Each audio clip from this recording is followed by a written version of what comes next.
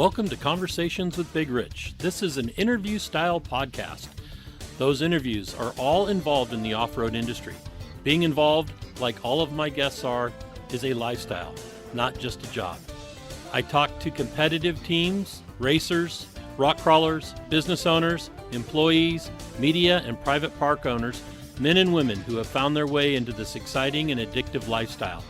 We discuss their personal history, struggles, successes, and reboots. We dive into what drives them to stay active in off-road. We all hope to shed some light on how to find a path into this world we live and love and call off-road.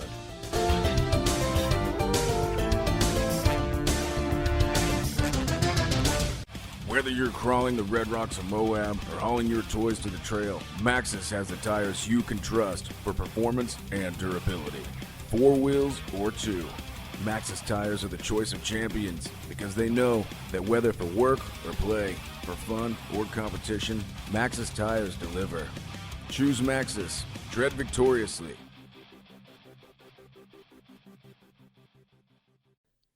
On today's episode of Conversations with Big Rich, we have Frank DeAngelo. Frank has spent 20 years with Jackson Marketing and Motorsports and Events. Most everybody will know that's listening to this will know him from that and his association with BFG through that. He is also a 2-time winner of the Baja 1000 in stock full class. He is an Ormhoff inductee in 2013, and that's the Offroad Motorsports Hall of Fame. He was the Score Person of the Year in 2016, and he's now competing in the American Ranch Horse Association.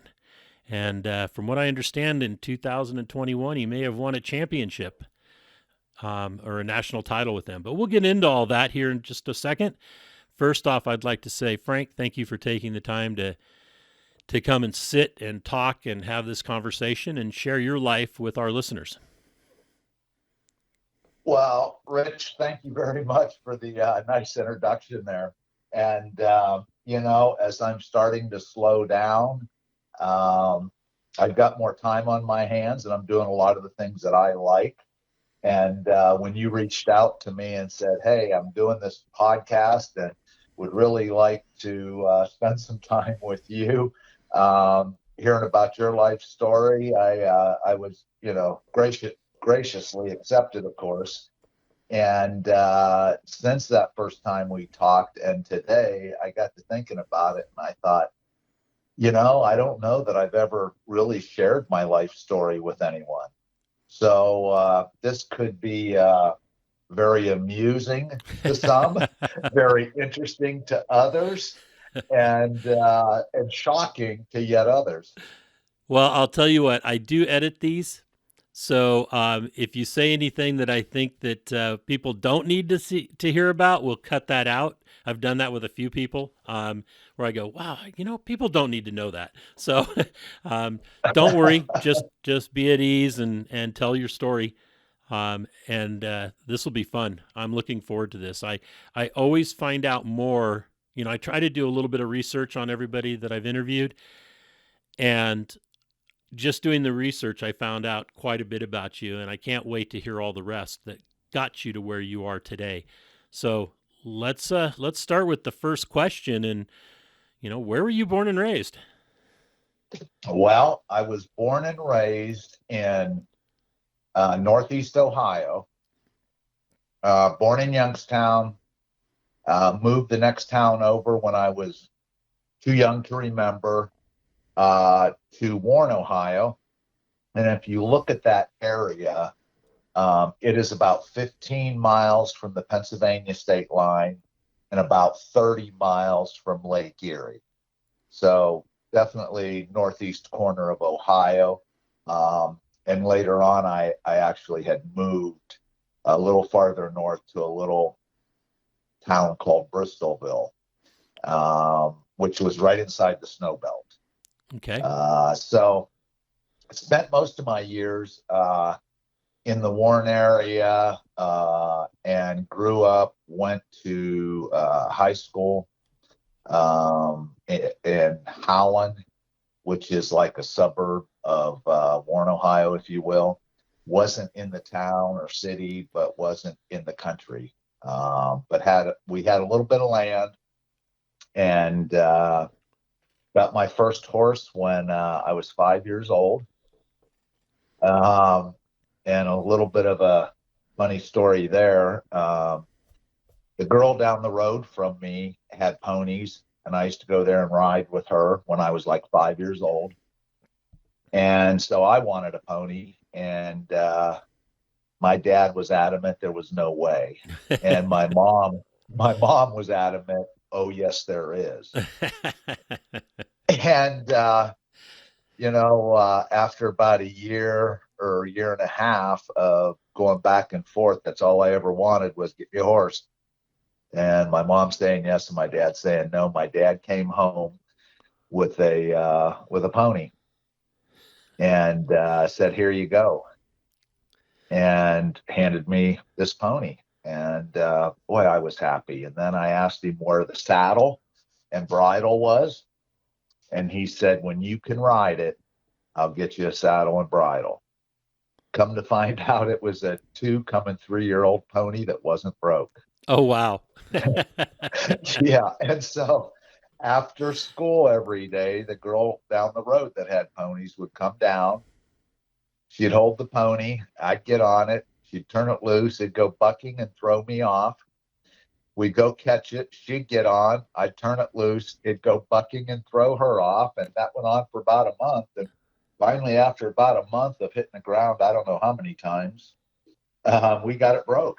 And so then my dad had to go out and get me a saddle. That's awesome. And that really started my my horse career. So I was, I don't know, probably around 6 years old when all that happened. But had horses from then until now. Still have horses today. So that's been kind of my hobby. The thing that I like the most. And with the horses, I mean, I showed when I was younger, and then as I had a family, met my wife. She was in the horses. We trail rode a lot in quite a few different states. And when I say trail ride, it's kind of liking it to four-wheeling, if you will. You're kind of out in the middle of nowhere. We're camping, saddle up each morning, and follow trails for about 6, 7, 8 hours each day, and end up back at camp until the next day. So did that for years and years and years. As my daughter came up, she started in the horses. She didn't really have much choice. I think from when she was 2 years old on, I'd get my horse saddled up, get ready to go for a ride, and put her on front with me, and off we'd go. But she finally decided she needed her own horse, and we got her that. And then she started competing, became very, very successful showing, and actually continued to grow her show career to the point where she was showing in the AQHA, which is the American Quarter Horse Association. Right. And actually qualified, went to the world show and did real well. Wow. And those years I was actually working, and I'll talk about that here in a moment. I was actually working, and then every weekend that I was home, her and I were traveling together to the shows. So we got to spend a lot of windshield time together all through her teen years, if you will. Well, that's a good way to raise your kids. Yeah, it really was.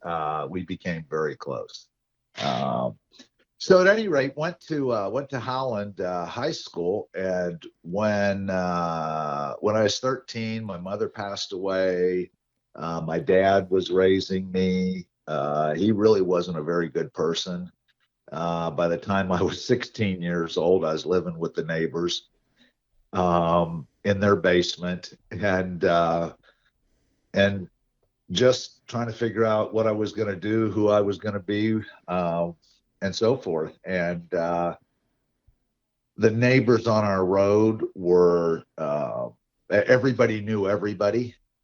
It was a time when nobody locked anything. You know, you looked out after one another, helped one another, and had one neighbor that really helped me a lot, and lived with them while I was 16 and 17 years old. And when I got to be 18 years old, I started working at a horse ranch, riding horses, cleaning stalls, and doing whatever I could to make money, and at the same time saving money so I could go to college. And my goal in college was to get a degree in criminal justice and become a lawyer. And I have no idea why, but that's what I pursued. And so as I was going to college part-time, I'd work, and then when I'd save up enough money, I'd go to college. And then when I'd run out of money, I'd drop out and work some more. And probably took me 4.5 years to get a 2-year degree. Right. Because it just wasn't easy, and I wasn't going to go in debt. And I don't know if anybody would have loaned me money anyways. Nowadays they would. Yeah, today they would, but back then I'm not so sure. At any rate, so the way that I got into racing is kind of interesting because it was through horses. I was 18 years old and, had moved up to this ranch that I was working on part-time and staying there, and had a horse that a friend of mine wanted to buy. Had always bothered me about buying him. He was a pretty good horse, pretty good sized horse. And I needed money for college, and I had 2 other horses. So I went ahead and sold him this horse. His name was Big Mike. And so he buys the horse. In the meantime, I go through working and getting through college. And while I was in college, one of my friend's father worked for the local sheriff's department. And so I went to the police academy, which back then was all of about 50 hours. And they hired me on as a part-time deputy. But because I was young, they didn't want me patrolling the road so much. They wanted to use me undercover to buy hot stuff from criminals. And so I did that for a couple of years. And he was telling me once I get my 2-year degree, they'd hire me in the sheriff's department.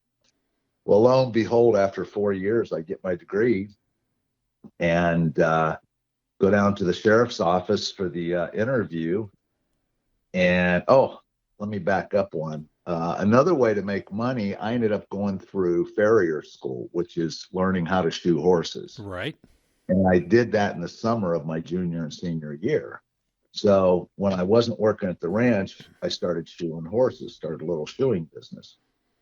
At any rate, when I went down to the sheriff's office to get this full-time job, and my goal was get the full-time job, because then as long as your career was in law enforcement, they would pay for you to go back to college. And then I was going to pursue a degree in law so that I could become a lawyer. Well, I go down to the sheriff's office. They make me the offer to hire me. And the offer was, I think it was $8,600 or $8,900 a year. And I said, well, wait a minute. I'm making that working part-time jobs. There's just no way I'm gonna continue working for that amount of money, and especially in that line of work. So I declined. And then I didn't have a clue what I was gonna do. And about 2 weeks after I declined that offer, the guy I had sold the horse to calls me back and says, hey, you want to buy that horse back? And he was a really good horse. And I said, sure. And we negotiated same price and everything. Well, I go to pick him up, and him and a gentleman by the name of Don Minton, which is a guy that I grew up with, are both over there. I go over there to buy the horseback, and I'm asking Big Mike, why are you selling them? He said, Frank, I got a job in Colorado on a cattle ranch, and they've already got 3 horses for me to use on the cattle ranch, so I really just don't need them. I said, okay. So then I started asking him what he had been doing for the last couple of years, 2-3 years. And he and this Don Minton tell me they're working for BF Goodrich. And I'm like, really? What are you doing? And they said, we are driving tractor trailer. BF Goodrich just got into racing. We do off-road and pavement racing. And during the winter months, we haul their show cars around. So, wow, that's pretty interesting. Sounds like a pretty good job. And Big Mike said, well, yeah, I'm leaving. So they're looking for someone. Why are you interested? I said, well, as a matter of fact, I am. I'm looking for a job.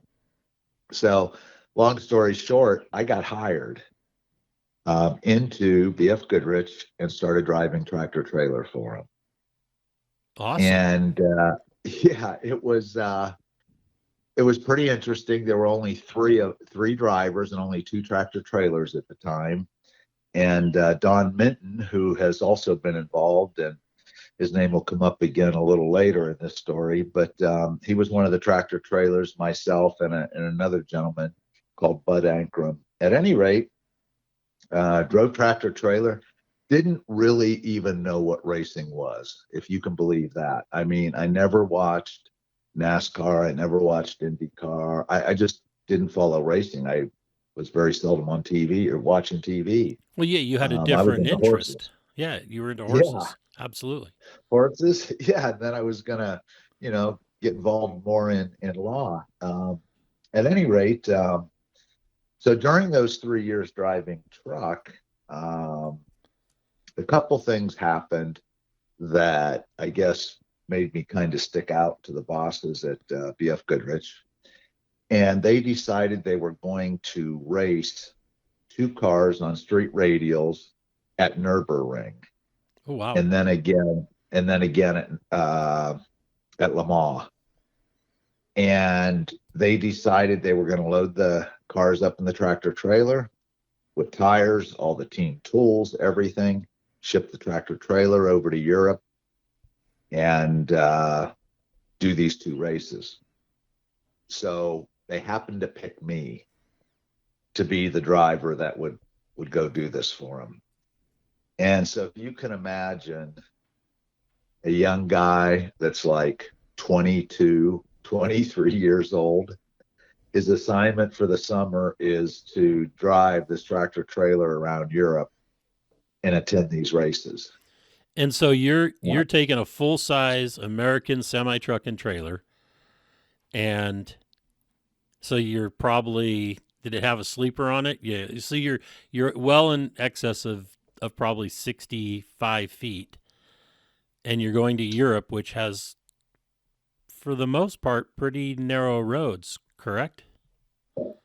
Yes, it is. Yeah, my experience really was just the 2 years prior to this, driving in the U.S. and, of course, down to Mexico for the Baja 500, Baja 1000. And when they selected me to go, I actually drove to the race shops, picked up the 2 cars, all the tools, everything else, took it to New York, put it on a large barge or large ship, and then came home. And 6 weeks later, I flew over to Amsterdam to pick it up. And again, I'm like 22 years old, going on 23. I mean, right now I'm thinking I got the world by the tail. It's just pretty awesome. They had an interpreter meet me there, and we finally got the tractor trailer off the docks. And because we were taller, wider, longer, and heavier than anything over there. We had to get permits to go on the roads that we went on. And in many cases, we ended up, it might be an 8-hour drive to get to a destination that was 60 miles away. And it's because we wouldn't fit under certain bridges, so we'd have to drive out and around. Wow. And yeah, my first trip, Rich, was from Amsterdam, where I picked it up, to go to Nürburgring, Germany. And so we only had one border to cross. And this interpreter, we were supposed to get there hopefully within one day, but once we figured out all the permits and the route we had to go, there was not going to be any way to do it. What happened was we got out of town, we got to the border, and we pulled up to the first station, and they measured our width, and they said, "You're too wide, park it over there. You have to run in town and get a width permit." Well, that happened 4 times, because we did that, got that passed, went to the next place. "You're too long, park it over there, go into town." We couldn't do it all at once. We actually got stopped at each of these, so the plan changed pretty radically, and we ended up having to spend the night there at the border with the truck parked right there. And my interpreter found a little boarding house that we spent the night in, got up the next morning, and went the rest of the way through the border and then on to Nürburgring, the track. Once we get to the track, we're having a team meeting. By now, all the big bosses from Goodrich had flown in, the race teams, their wives, and everybody's there at the track. And my job, once I got to the track, was to unload the tractor trailer, mount up all their tires, and then I was pretty much done until it was time to leave, upon which time I would load everything up and go on to the next track. Well, we're standing around, and the ladies decide they need to go sightseeing and they need to go shopping and so forth. And so the big boss at Goodrich is looking around to see who might be able to take them. And there's Frank. Yeah, I'm standing back there with my hand up in the air like, "Oh yeah, I can do this." So for 3 or 4 days leading up to the race, then I was chauffeuring a van full of ladies around to any place they wanted to go see in the area, and shopping. And again, I'm 22 going on 23 years old. So being able to experience that was very cool. And then at the same time, being able to see the area and the history and so on and so forth. And so spent the better part of a summer doing that. And because BF Goodrich was just getting involved in the pavement and trying to get their brand known real well, this pavement event, Nürburgring, it's an endurance race. It goes 24 hours. We had 2 cars. Each car had 3 drivers. One of the drivers was James Brolin. Oh, wow. Yeah, the movie star and actor.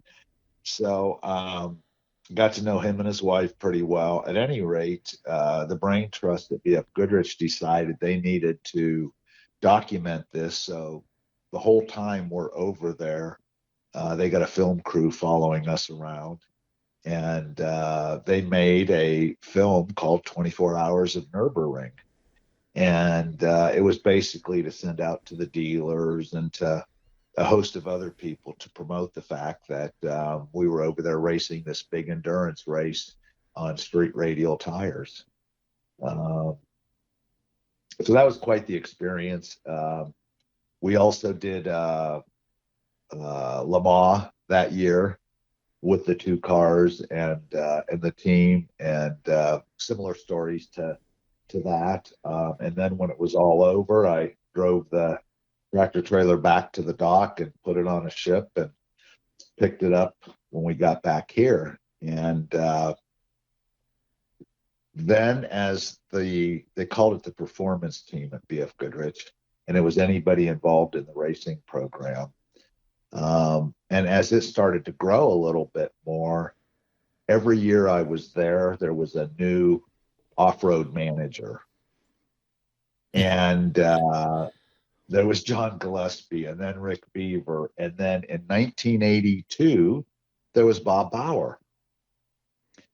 And I was the truck driver for the off-road program. I was the mainstay there. And there had been talk for about a year or so after I got back from France that I really wasn't a truck driver.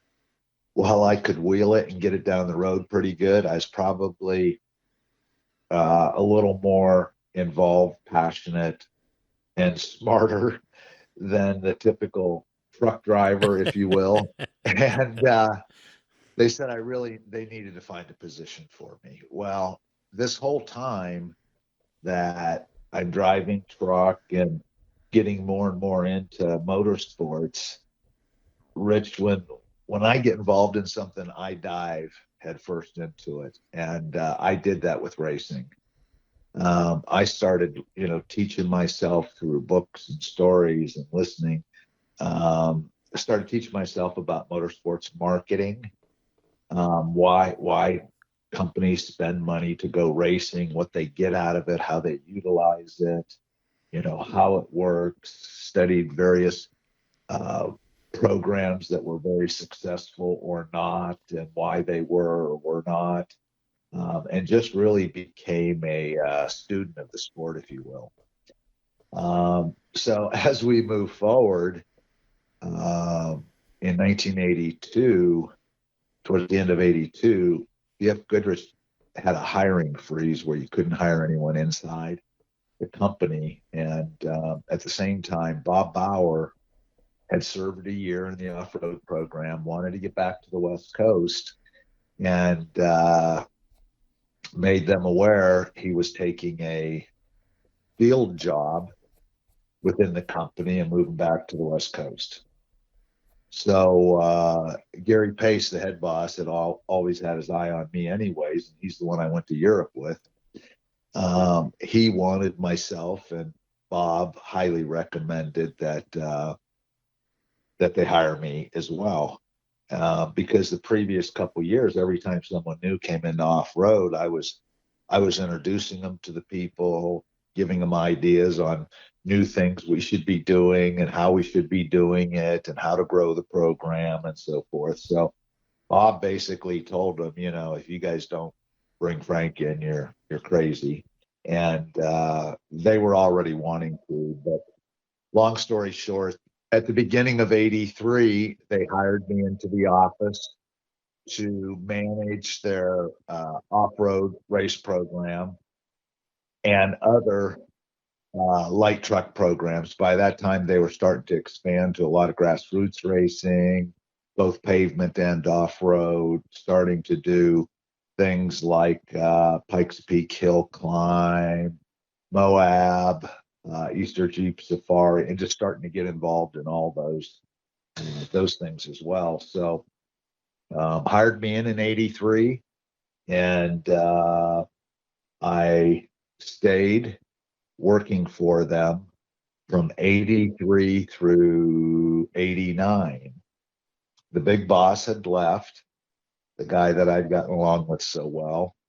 They had a couple of other bosses at BF Goodrich, and the motorsports programs continued to grow. So we started to get specialized, and I was at that time then running all off-road grassroots and so forth, using some of the field guys like a Jeff Cummings that would go out and do programs with the grassroots off-road organizations. And about that time, I got married. I had a daughter, had started a family. And so in 1988, I started telling my boss that I needed some help in the office. And I didn't want to travel as much as I had been. And back then, Rich. I mean, we travel. You've traveled a lot. I travel a lot. But back then, I was traveling like probably 40 weeks out of the year. Right. It was a pretty hot and heavy schedule. And so I told him I wanted some help. Well, on the pavement side, the guys that were running the pavement program, they ended up having 3 people run their pavement program and plus had a helper. And there I am by myself trying to keep the off-road program going. So in 1989 at the Parker 400, my then big boss came out to the race and was learning about it and so forth. And I pulled him aside at that point and I said, hey, by the end of the year, you need to have hired some help for me. I would like an assistant. And I was pushing for Don Minton, the other tractor trailer driver that drove when I drove and continued driving after that. And so after that weekend, I thought I made it very clear to him that I wouldn't keep going unless I got some help, and I gave until the end of the year. Well, lo and behold, we get to September, and he had not done anything. And so I decided I'd had enough and I was leaving. Didn't know what I was going to do, but I was leaving. And so I put in my notice. And it was kind of funny in that he didn't know what to do, how to handle it. Told his boss, who was a VP, a vice president, who I knew pretty well. Vice president came to me and said, you can't do this. What's going on? Why are you leaving? Do you I always need more love money? I always love when companies tell you can't quit. Yeah. Well, they were getting kind of nervous. And during that time, and I heard you mention Score Person of the Year Right. in 2016. Well, if you look back far enough, I think I also won it in either 85 or 86. Oh, okay. Yeah, and the reason I ended up getting it then, and again, I could probably talk forever, but we had Score International doing six races, maybe 8 races a year, and then we had Walt Watt with High Desert Racing Association doing off-road races in the States. And they were competitors. And sometimes their race dates would be very, very close to one another. There was manufacturers coming and getting involved in the sport in a big way. And everybody was fighting for the sponsor dollar, for the racers to race their series, and so on and so forth. And I thought, this is ridiculous. So I'd had some individual conversations with Sal, and then I'd had some individual conversations with Walt Watt, and about, what do you guys think? Could you ever work together? Could we make something happen where there weren't conflicting race dates and there wasn't this and there wasn't that? And so I felt like, yeah, if there was some value in it for them, they would do it. So from there, I called a manufacturers meeting because I was still working for BF Goodrich and well thought of. And the brand was, because we were expanding and growing the programs and so forth. And so I called a manufacturers meeting together and had a couple topics on my mind. One was getting the series to work together. And another one was having a class that the manufacturers could hang their hat on. That ended up being Trophy Truck later on down the road.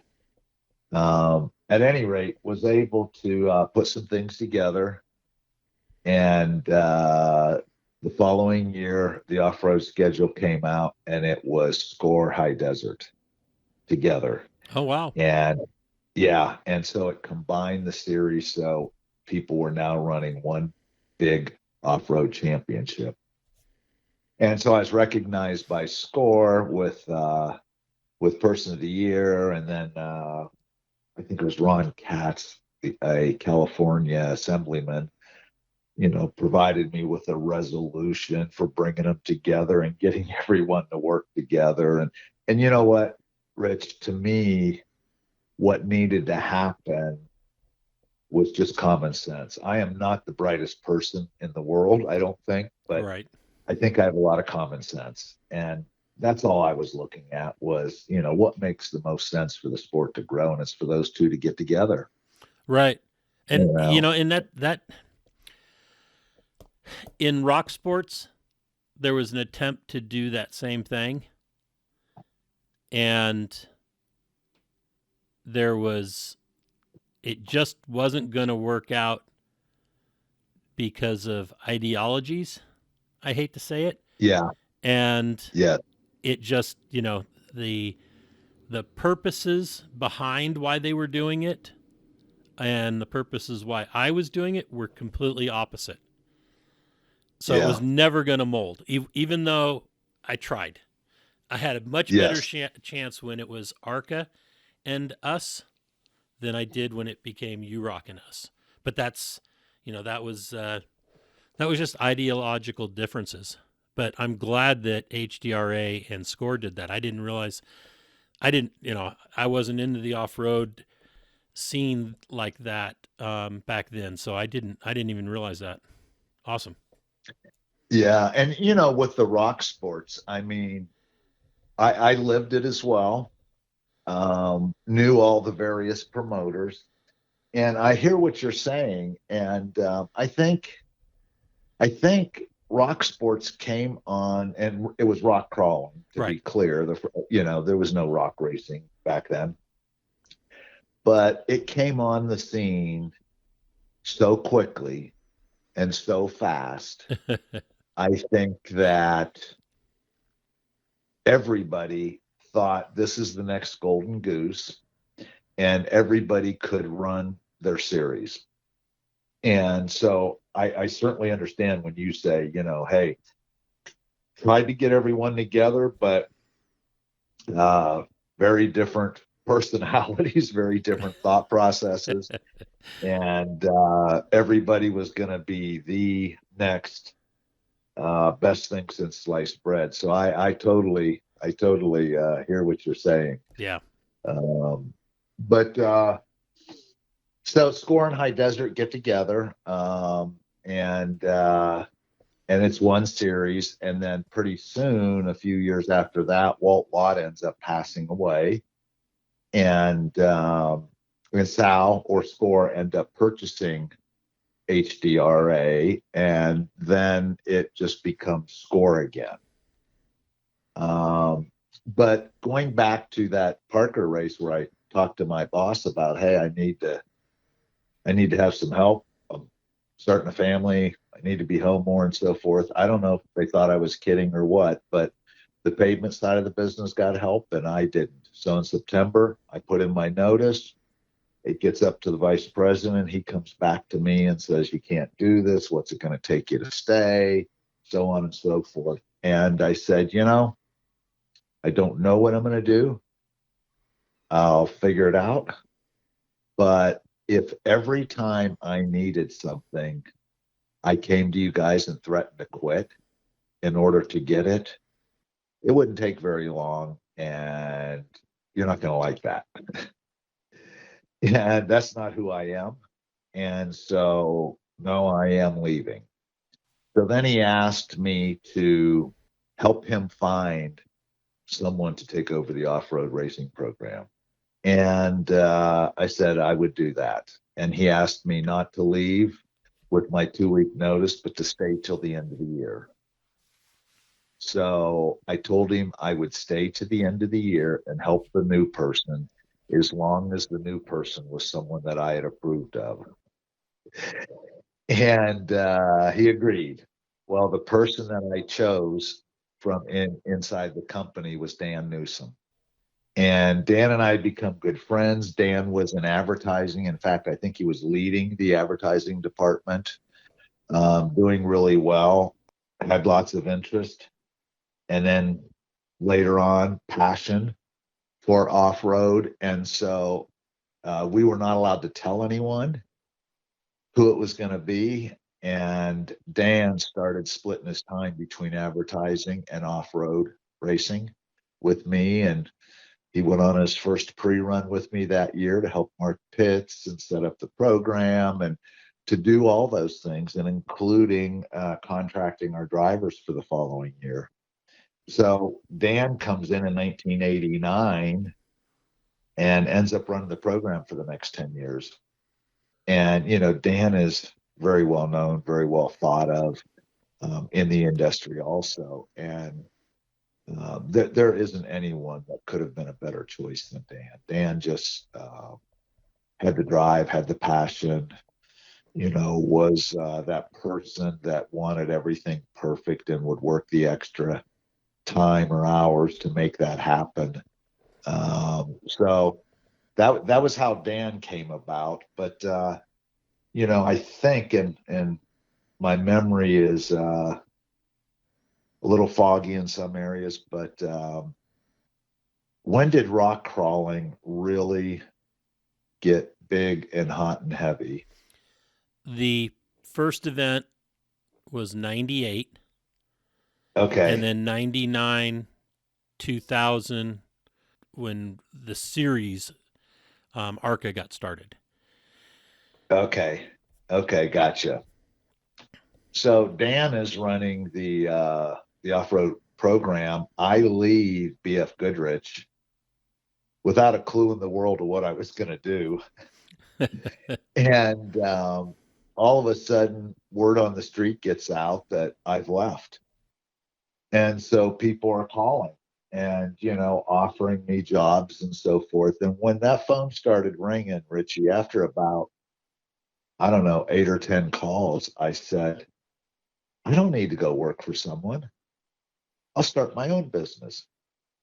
So that's what I did. I started my own business and decided I was going to do motorsports marketing. And got a couple small programs, but was very fortunate in that Ford Motor Company was looking to develop an off-road program that was something, they didn't know what, but was something that would be the biggest thing that had ever happened to off-roading. And I knew a couple folks at Ford Motor Company, and they were sending out RFPs, requests for proposals, from marketing agencies that wanted to take over their off-road program and do something different, special, and big. And they decided they'd send it out to 3 companies. Because of friends at Ford and people that knew me, I was going to be one of the 3 that would get a chance to bid on this. And let me back up from that. It wasn't only because of that. It was because of a guy that was involved in off-road racing that also owned 2 Ford dealerships. And his name was Dick Landfield. Right. And he had this idea of what Ford coming out with this super team, if you will. Didn't know what it would be called, what it would look like, but just had the concept of Ford can race in all these different classes, all under the same sponsor umbrella, and thought that would be the biggest splash Ford could make. And by the way, we know who you should ask to bid on that, and that would be Frank DeAngelo. So lo and behold, I get one of the 3 requests for proposals. I took a great deal of time putting it together on who, what, where, when, why, how, the whole 9 yards, and put that together and sent it to him. And ended up getting a call from Ford and saying, hey, you need to get up here to Dearborn. We want to sit down and talk with you. So I did. And at that time, living in Northeast Ohio, I was all of about 3 hours from Detroit. So went up, met with them, and met at that time Michael Cranifus and Lee Morris, who were the top two people at Ford Racing. And I guess they liked what I had to say. They had some folks that asked questions, asked for opinions on certain things. And anybody that knows me knows I'm pretty transparent. I'll tell them what's on my mind. And Right. I did. And most of the time, they were in agreement with it. There were a couple times that they thought maybe I was a little far right or far left. I'm not sure which. But at any rate, left there, and they called me up and hired me. And my plan was that while we would take direction from them, I needed to manage everything. I needed to manage the sponsorship and what the sponsors got. I needed help with designing the look and the feel, but I wanted to have input into it, and I would decide when it was right or wrong. Wow. And wanted to have my fingerprints on everything, basically.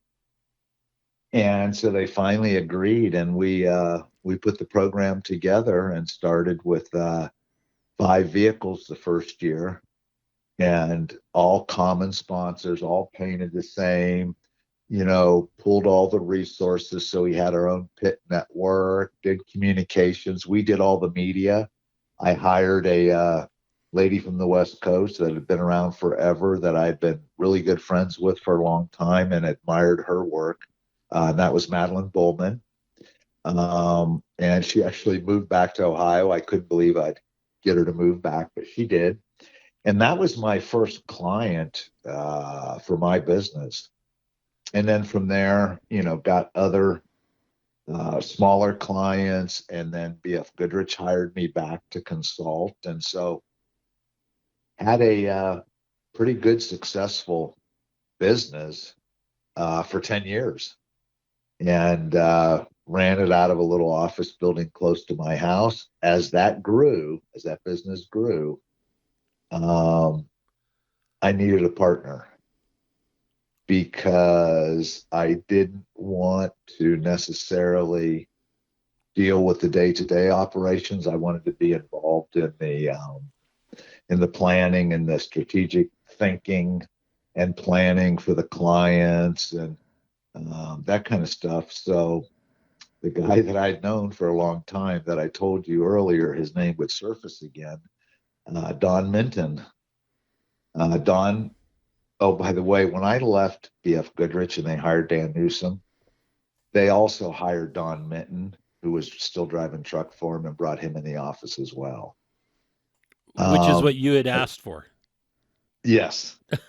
So they didn't give me any help, but when I left, they had 2 people doing the same job, and then hired me to consult as well. So I felt pretty good about that, although thought, guys, why didn't you just do what I asked when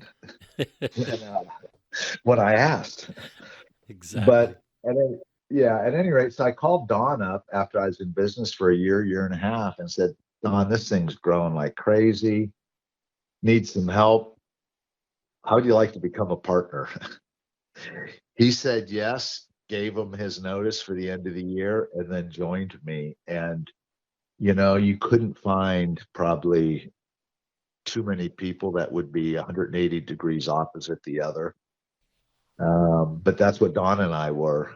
I was the serious guy. He was the joke teller and prankster. And you probably met Don maybe early on in one of the pits or whatever. Because I can remember, I won't remember what year, but I can remember you coming down and working a pit. And if I remember correctly, it was a southern pit, and probably in San Juanico. First time I worked a pit was in 2003, and we were outside of on the road Catavina to fish camp, and that was with Jack Seipolt's crew. Okay, yes. Because I owned Vora at the time, and Okay. so I had met Jeff, and then Seipolt was out there. Jack was out there at our races doing, support for the BFG drivers and the association. And I asked about Baja, and then that's when I went down. That's the year they shot Dust to Glory. Okay. That was the first gotcha. time. Yeah. Wow. Yeah. Jack would have had a pickup truck Yep. and been pulling his gooseneck trailer, and you would have been in a big box truck. Yep. With all the spares and stuff. Am I right? Yep. Spares and gas and fuel cans, dump cans. I remember. Wow. As I get older, there's some things I get a little foggy on remembering, and then there's other things that just stick out to me, Right. like it was last week. But wow, that was a long time ago. That was almost 20 years ago. Yep. Real close to that. Yeah. Excuse me. So at any rate, I ran my own business then for 10 years, from 89 to 99, and did the Rough Rider program, was involved with some of the owners when they started the NASCAR truck program, helped facilitate that and get that over to NASCAR. I'll tell you, had a pretty amazing career up to that point, and had, I guess it would have been 20 years of involvement in the sport. And if it would have ended then, I would still have been happy and felt like, I'd accomplished a lot, made a lot of friends, a lot of contacts in the industry, and seen a lot. But what happened was, all of the BF Goodrich tractor trailer drivers, and by that time there were 9 of them. Wow. They were always contracted by an outside agency. They were never hired inside of BF Goodrich or Michelin. They were like with leasing companies and trucking companies and so forth. And but all of them were very unique individuals, as you're probably aware. You got to meet most of them. Yep. That had been around, and they really went. They all had passion for what they do, and when you can find workers that have passion for what they do, you want to hang on to them forever. At any rate, Herb Johnson, who was then running motorsports for BF Goodrich, was going to lose quite a few of the drivers, and so he approached Daryl Jackson at Jackson Marketing and said, "Hey, would you hire these tractor trailer drivers in? We'll run them through your business." And so he did. He started a motorsports company and hired the 9 drivers in, and watched all of the BF Goodrich and Michelin tractor trailers coming and going to different types of events, and went back to Herb Johnson and said, "Herb, these trucks going back and forth, I suspect they're going to races and events." "Yeah." "Well, how do I get more of your motorsport business?" And by that time, my company had bid and got a lot of the BF Goodrich work for special events and their training program, hauling stuff and putting drivers on the road and so forth. And Herb told him, "Well, you need to hire someone that knows motorsports." And Daryl asked him, "Do you know of anybody?" And he kind of chuckled and pointed him towards me. And so Daryl and I had several conversations. And by that time, my partner, Don Minton, had decided he didn't want to travel as much. And one of our clients had a manufacturing facility close to us, and he had been offered a job with them, and so to run their plant basically. And so after about a year of conversations and talking about it, Don decided he was going to go and do that, and I decided I was going to cut back the size of our company, because we had grown it to about 15 full-time employees, and we're doing a lot. We're staying plenty busy and so forth. And I was looking to slow it down a little bit, be more involved in the individual programs rather than just chasing new business. And Don wanted to stay home more. And so we went in that direction. We kind of split, and I downsized the business, and he went to work for one of our clients. Well, I get a call from Daryl Jackson, and we talk about everything. And so I end up down in Greenville, and Jackson Marketing is very, very close to where Michelin resides. And, basically says, we'd love to have you down here running our motorsports business, and helping us grow it. We've got the 9 drivers. We think there's more potential, and so on and so forth. And I told him I'd think about it. And then I said, I talked to my wife about it, and she said, no, wouldn't move, want to stay. She had family in Northeast Ohio and so forth. My daughter was 16 at the time, so, couldn't take her out of school then. So basically told Daryl, no, that's not going to be able to happen.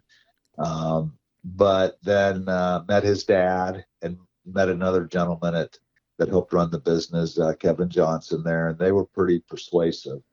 And, after I got done talking to his dad, I felt like this is a company that I would be good working for and helping grow that business. I could tell that Daryl's dad, Larry is his name, was a good Christian man, very strong ethics, and treated people the way you would want to be treated, went out of his way in so many ways with the business to have it be a really good place to work. And so came down a couple other times, visiting them and so forth. And finally, we made a deal that I could stay in Northeast Ohio for now, and I would join their company. I'd bring the business I had with, already with me. And so we did that. We did that at the start of 99. And when I did that, that meant that the BF Goodrich Motorsports stuff and event stuff that I was doing was coming with me. So Jackson automatically kind of inherited that business. And then Dan Newsom calls me up one day and says, I'm moving along. I'm going to get involved in some pavement stuff that Michelin has going on and BF Goodrich has going on, and would like you to take the off-road program back over. So I did. Actually, that happened a little before I signed on with Jackson. So basically, my role at BF Goodrich was 10 years an employee, then 10 years as their main motorsport agency and doing everything for them that I could with Dan Newsom running the program. And then lo and behold, I'm back in the fold, and I'm actually the face person again for BF Goodrich. So it was kind of funny how it went full circle. Yeah, But, absolutely. That is because of who you are. Well, yeah, Rich, I have a saying that I've never worked a day in my life. And it's because I don't think it's work when you love what you're doing. And I'll tell you what, I have loved what I've been doing for the last 44 years. There is nothing that I would change. The experiences, the people, the organizations, the challenges, and I love challenges, and trying to come up with innovative ways of making things happen. So it's all been really, really good. So I end up going to work for Jackson, but I've got the BF Goodrich business. And then a couple years later, or maybe around that time, rock crawling hits. And it hits in a big way, as I mentioned earlier. I mean, I can remember seeing things on special shows like a talk show or, programs that talk about what's going on in the world and so forth. I mean, it came on so big, it was unbelievable. And, it kind of had everybody watching it. And with BF Goodrich, it had them looking at it.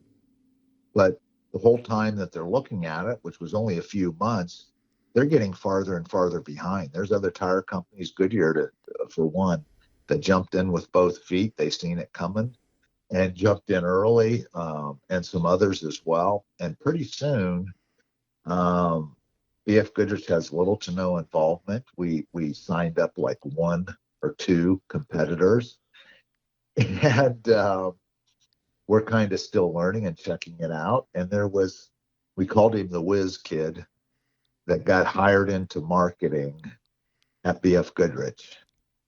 And his name was very appropriate. And he kind of studied what was going on in light truck motorsports and events and different things. And he went to management and sold them on the fact that they were way behind, that the next best thing was going to be rock sports, and specifically rock crawling. And that we needed to turn our focus and attention towards that. So I got the message. It's like full speed ahead, and it's rock sports. So we got someone to start designing tires, and Jeff Cummings, who had been forever in the field and doing whatever needed done. I mean, he's had lots of different jobs, from training to sales to putting programs together to managing grassroots programs to helping me mark, the course in Baja, to you name it. And I called upon him, and between him and I, we figured out a plan to get involved in the rock sports, or rock crawling as it was back then, and jumped in with both feet. And BF Goodrich's involvement early on, once they figured it out and had a product, I mean, we tried to hit every event we could. We tried to, provide the top teams with tires, and just kind of jumped in with both feet. And, it's different today than what it was back then. Absolutely. Both, in terms of the sport and everything. But anybody that was involved early on, for me, and remember, I told you I'm a motorsport nut. I'm very passionate about all forms of motorsport and follow just about all forms. People can go look at a rock race today and truly be amazed. There's no doubt about it. What those vehicles do out there is, they shouldn't be able to do. Right. It's very impressive, very impressive. But I got to tell you, when I went to my first few rock crawling events, I was absolutely blown away at what these competitors were doing with their vehicles and the courses that the promoters like yourself would set up. I mean, you could look at some of those things and say, there is no way that vehicle is getting over there. And some people would go, yeah, that was like watching paint dry. Well, you know what? It's because you weren't passionate. You didn't understand the talent, skill level, and type of vehicle you had to have to get through some of those things and over some of those things. I don't know. I was just blown away Right. at the rock crawling. And then as it evolved into rock racing, that was just as impressive. I mean, I was fortunate enough that Dave, and I believe it was it Jeff, his partner? Yep. Okay. When they invited me out the first time for a KOH plan or a run, it was after their first initial one that they did with 12 people. I was out there for the next one, helping them with the course and so on and so forth. And again, very, very impressive. And to see how rock crawling had evolved into now rock racing, if you will, was, to me, was just as impressive. But I certainly remember the years when, gosh, Richie, I want to say that there was 3 or 4 or 5 rock crawling series, maybe all at the same time. There was 7. Okay. A couple of them were Okay. just in their own parks, but they Right. had complete series. I mean, they didn't necessarily was run by the park. It was run by somebody else, but all the events were at that park type thing. Okay. Yeah. And then there was the 4 traveling shows. Yes. Yep. I don't know. It grew. Excuse me. It grew so darn fast and so quick and so big in such a short time. It was amazing. It was just amazing. I mean, I'm still a fan. I don't follow all the rock sports as much. In fact, I don't follow all the motorsports as much as I used to. But to me, that was one of the things that came on the scene in a big way. And it's still pretty cool. You know, I think So, one of at any rate, the things that helped that was that at that point you could take your trail rig, things that you were going, rock crawling on extreme trails and camping with, and you could compete in it. It wasn't yes. It wasn't like, you could, there's very few types of racing where you can take your daily driver and go out and race it. There's specifically built vehicles. That's what rock crawling and rock racing has turned into, is now it's specifically built vehicles. So there is that wane of, from the old days where you could just jump in with anything to getting to where we are now, where, to be competitive, you have to have something that was specially built. So, Oh yeah. And I think that's why there was such a explosion and so quick. It was kind of like street drag racing.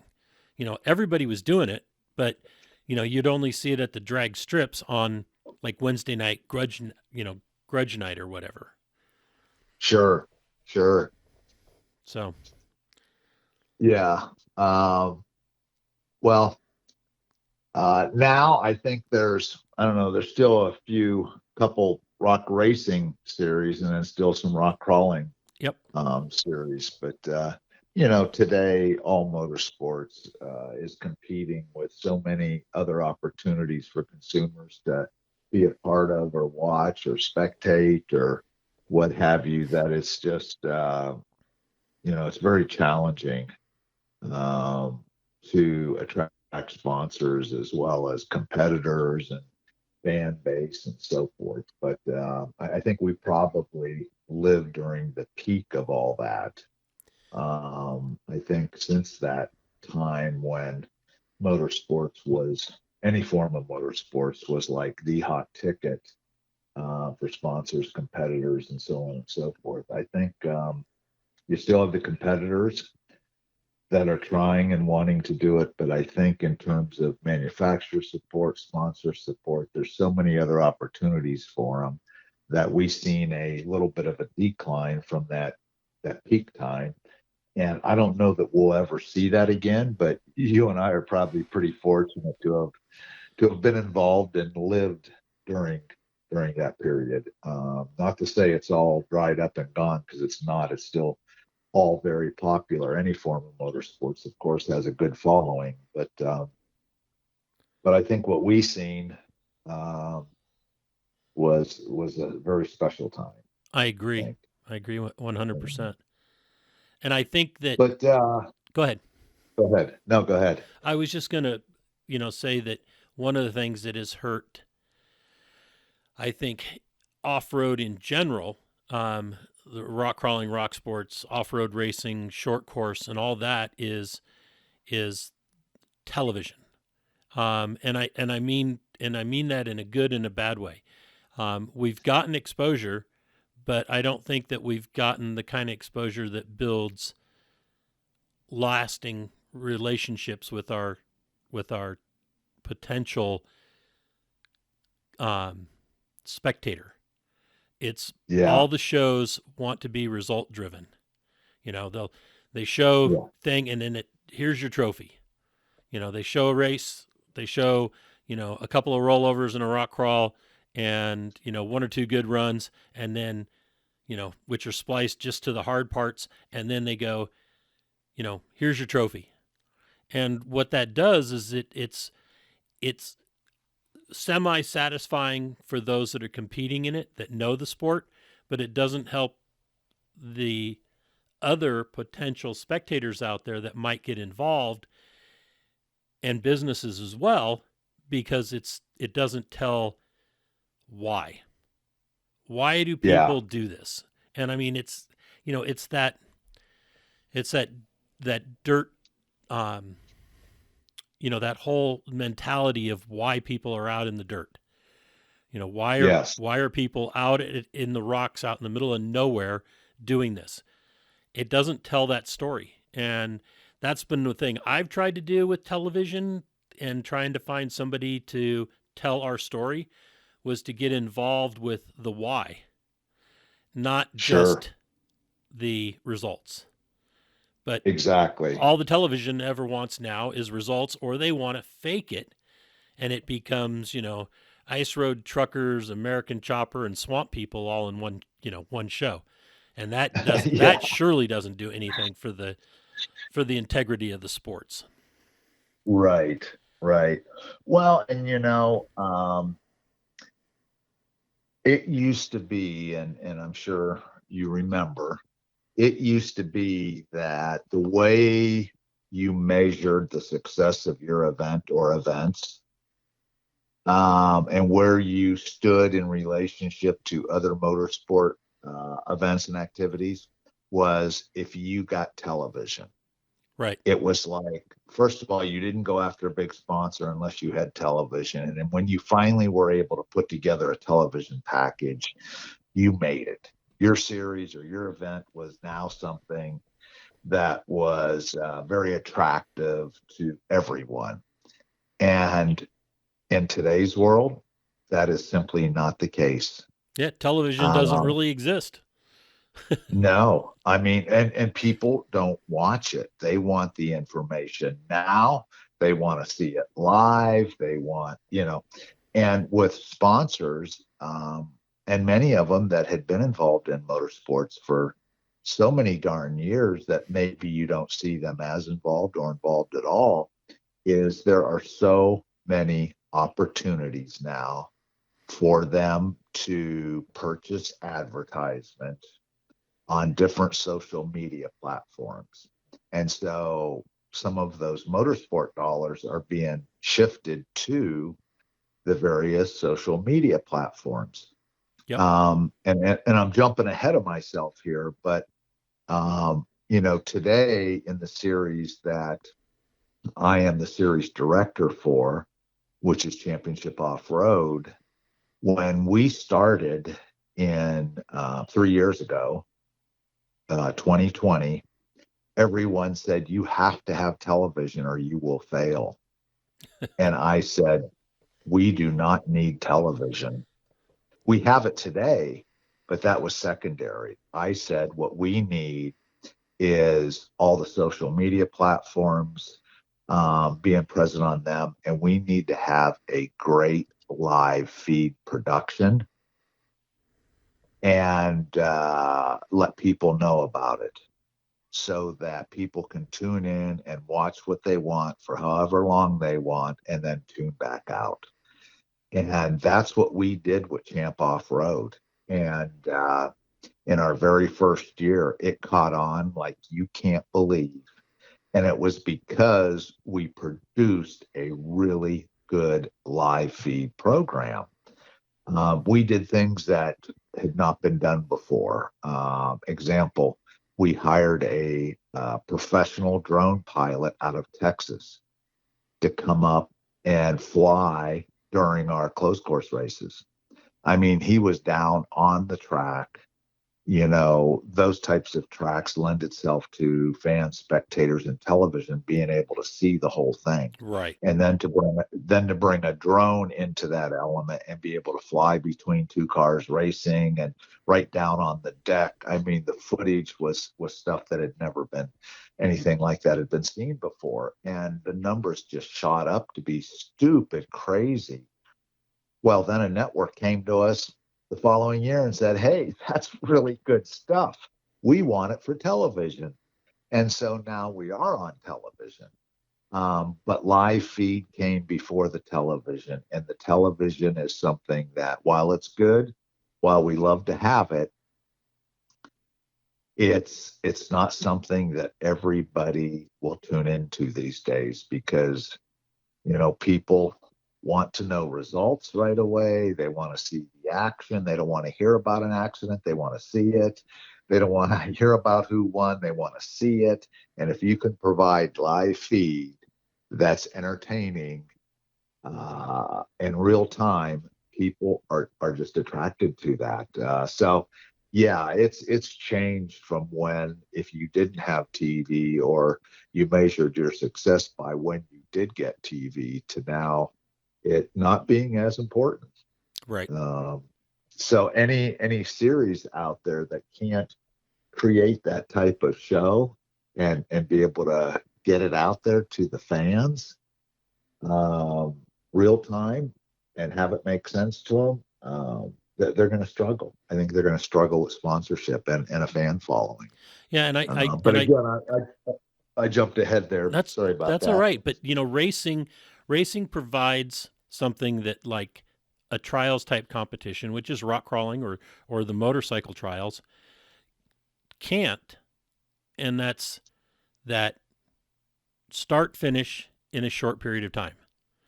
Yes. The green flag to the checkered flag, whether it be 20 minutes or 1 hour, of action, constant moving, where you have multiple cars and camera angles to check one course. Rock crawling doesn't have that. Right. Motorcycle trials doesn't have it. Now, is there the same kind of drama? Yeah, I think there is. Except that it's a lot harder to portray that. Plus, everybody understands green go, checkered stop. Start finish. Yep. People don't understand trials. Right. And so putting that story together is a lot more difficult than just having, the drone down in amongst the cars, which is really cool and gives you some great action and stuff, but it's basic. Start, finish. Right. In a short period of time. And that's what lends itself to television. Yes. And that's the thing we've always fought with rock sports, whether it's the racing or with the, because even when I was doing Dirt Riot, the races, we were on anywhere from 3 to 7 mile tracks, and the races would be an hour to 2 hours long. Well, you can't cover that kind of stuff, with 3 cameras and 1 drone, Exactly. and live feeds, where are we at? And it's definitely, rock sports is more of a niche, but it's also has the appeal that how many people own 4-wheel drives? So the potential for those people to become enthusiasts beyond just, driving in their mall or to and from work in their daily driver Jeep or Toyota or whatever they're driving is, the potential is there to grab them if we can get out to do it. And that again, like you said, is social.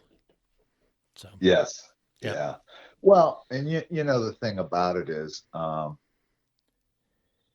Championship Off-Road was fortunate enough to, one of the companies that they have is a production company. So right. They're fortunate enough to bring a television truck out to each event with a producer, with announcers, with the cameras around the track, and then the live feed with the pre-recorded commercials. So what they're producing in their live feed is action all the time and something that looks like a television show, okay, with lots of excitement. If you consider what golf does, and to me, I mean, I like to play once in a while, as long as I can have an adult beverage with me. But if you look at pro golf and what they do there, they are covering all 18 holes at the same time. And they've got announcers that are talking about the players, which would be competitors in our case, and where they're at and what they just shot, and here's their latest shot and all. And they're packaging that kind of as a television program. And so my point being is, for rock crawling to be able to have that super great live feed would require more money than what most would be able to afford, because like you say, you've got all these different obstacles. So you'd have to have cameras on all of them. You have to have a truck that's mixing all of the input, and then you'd have to have people that are constantly talking about it and know all the competitors. And I mean, it would be a major production to do that, and that would be extremely expensive. And then if it's a good live feed like that, you will get sponsors that want to be a part of it, but you've got to make the live feed happen before you can sell the sponsors on the commercials and the coverage on that social media platform, if you will. Exactly. So it's really like a catch-22.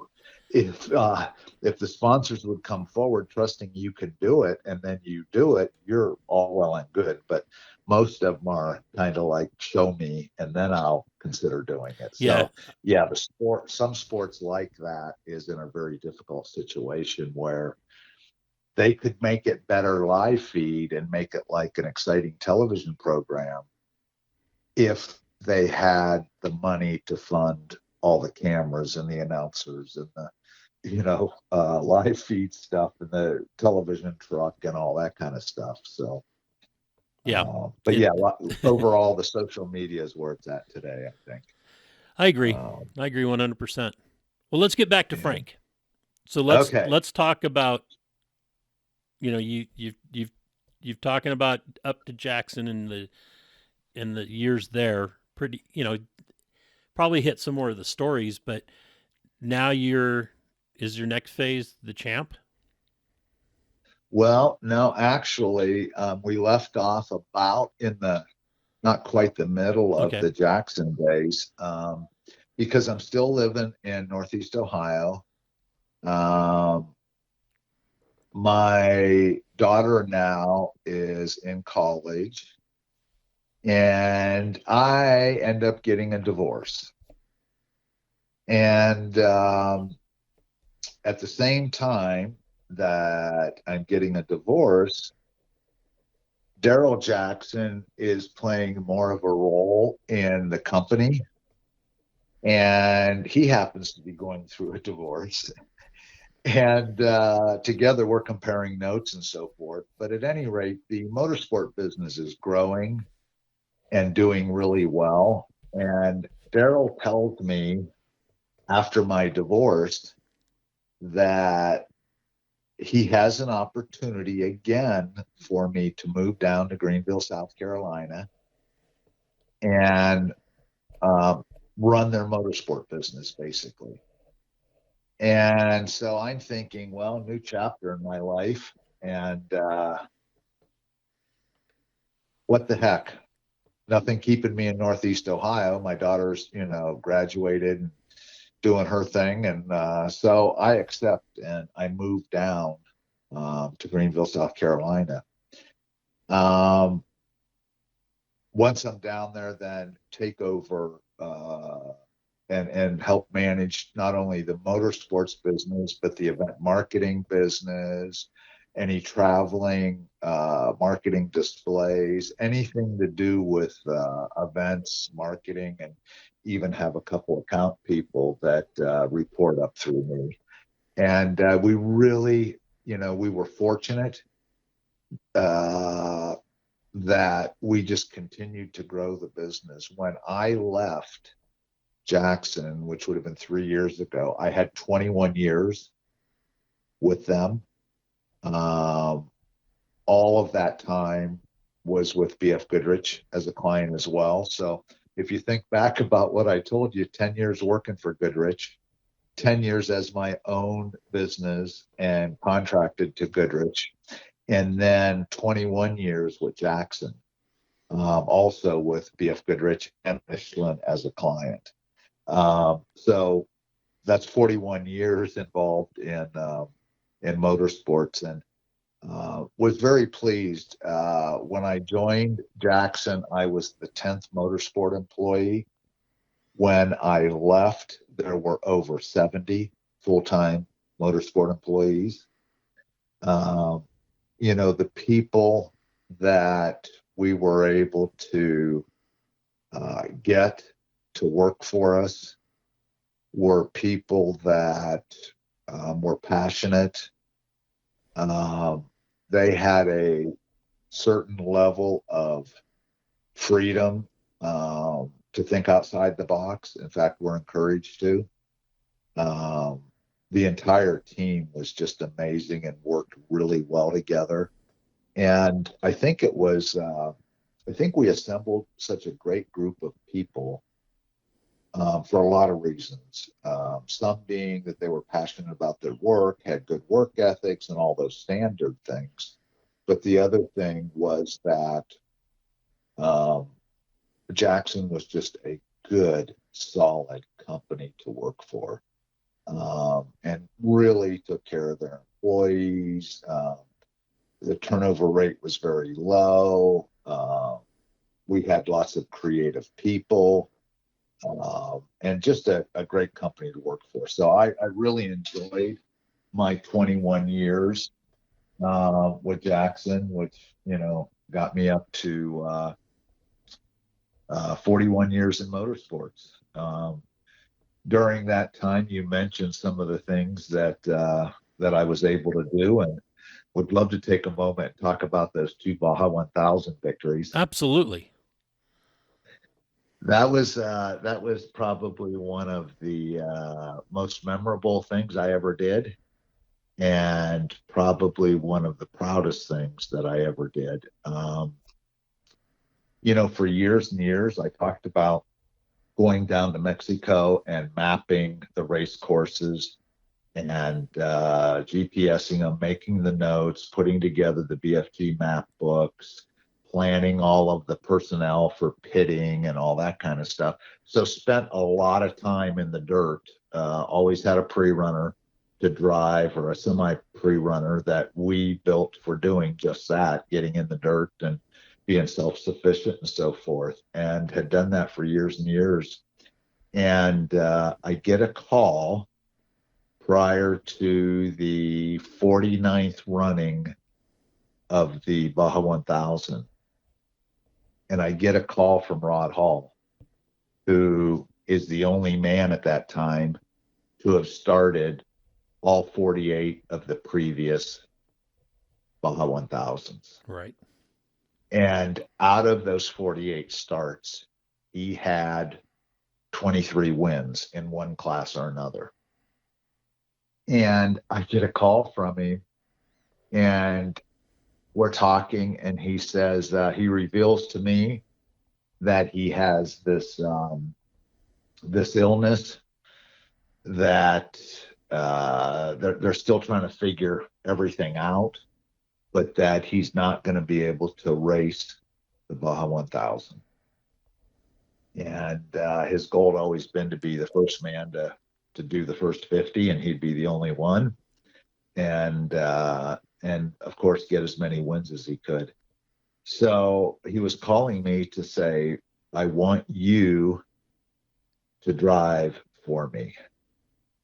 And I was blown away. And he said he would get in, he would be driver of record.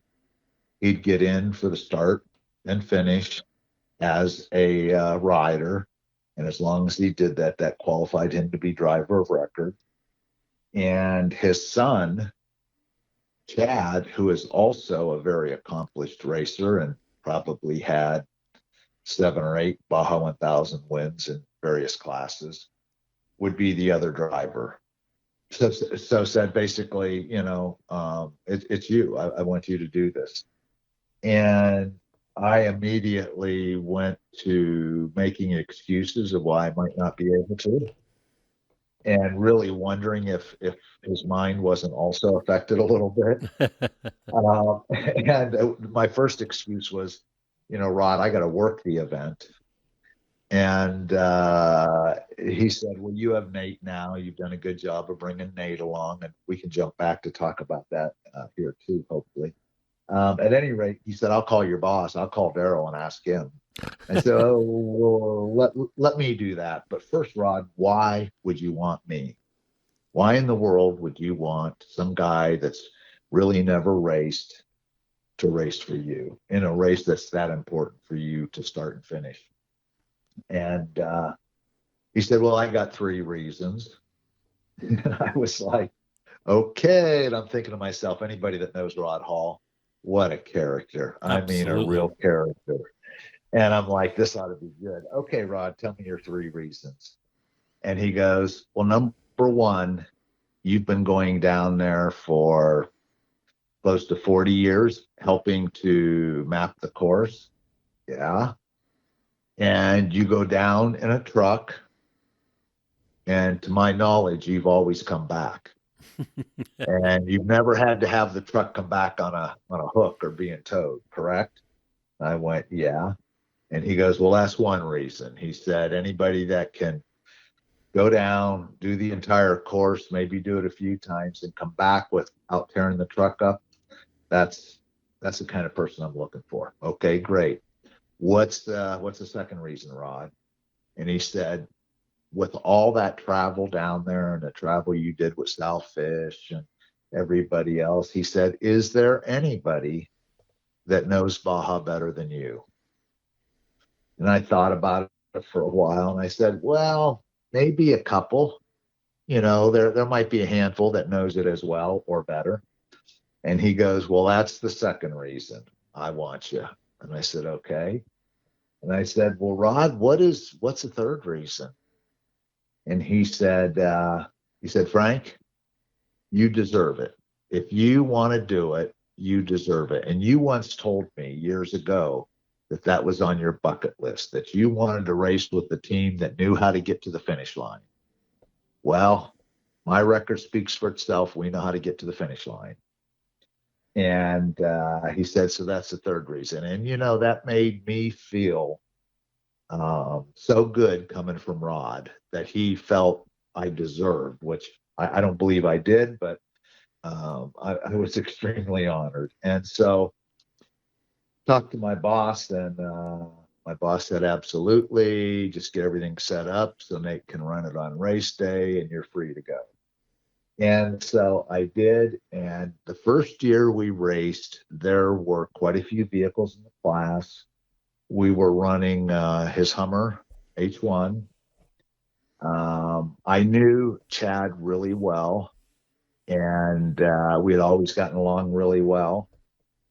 So when he went testing, he had me out to drive, make sure I could get the job done and do all those things and get familiar with the vehicle and so on and so forth. And so we did all that, and race day comes, and we had like 6, 7, 8 other vehicles in the class. And that was the year that there were 2 Mopars. There was a Raptor or 2, a Toyota. I mean, some really, really good competition.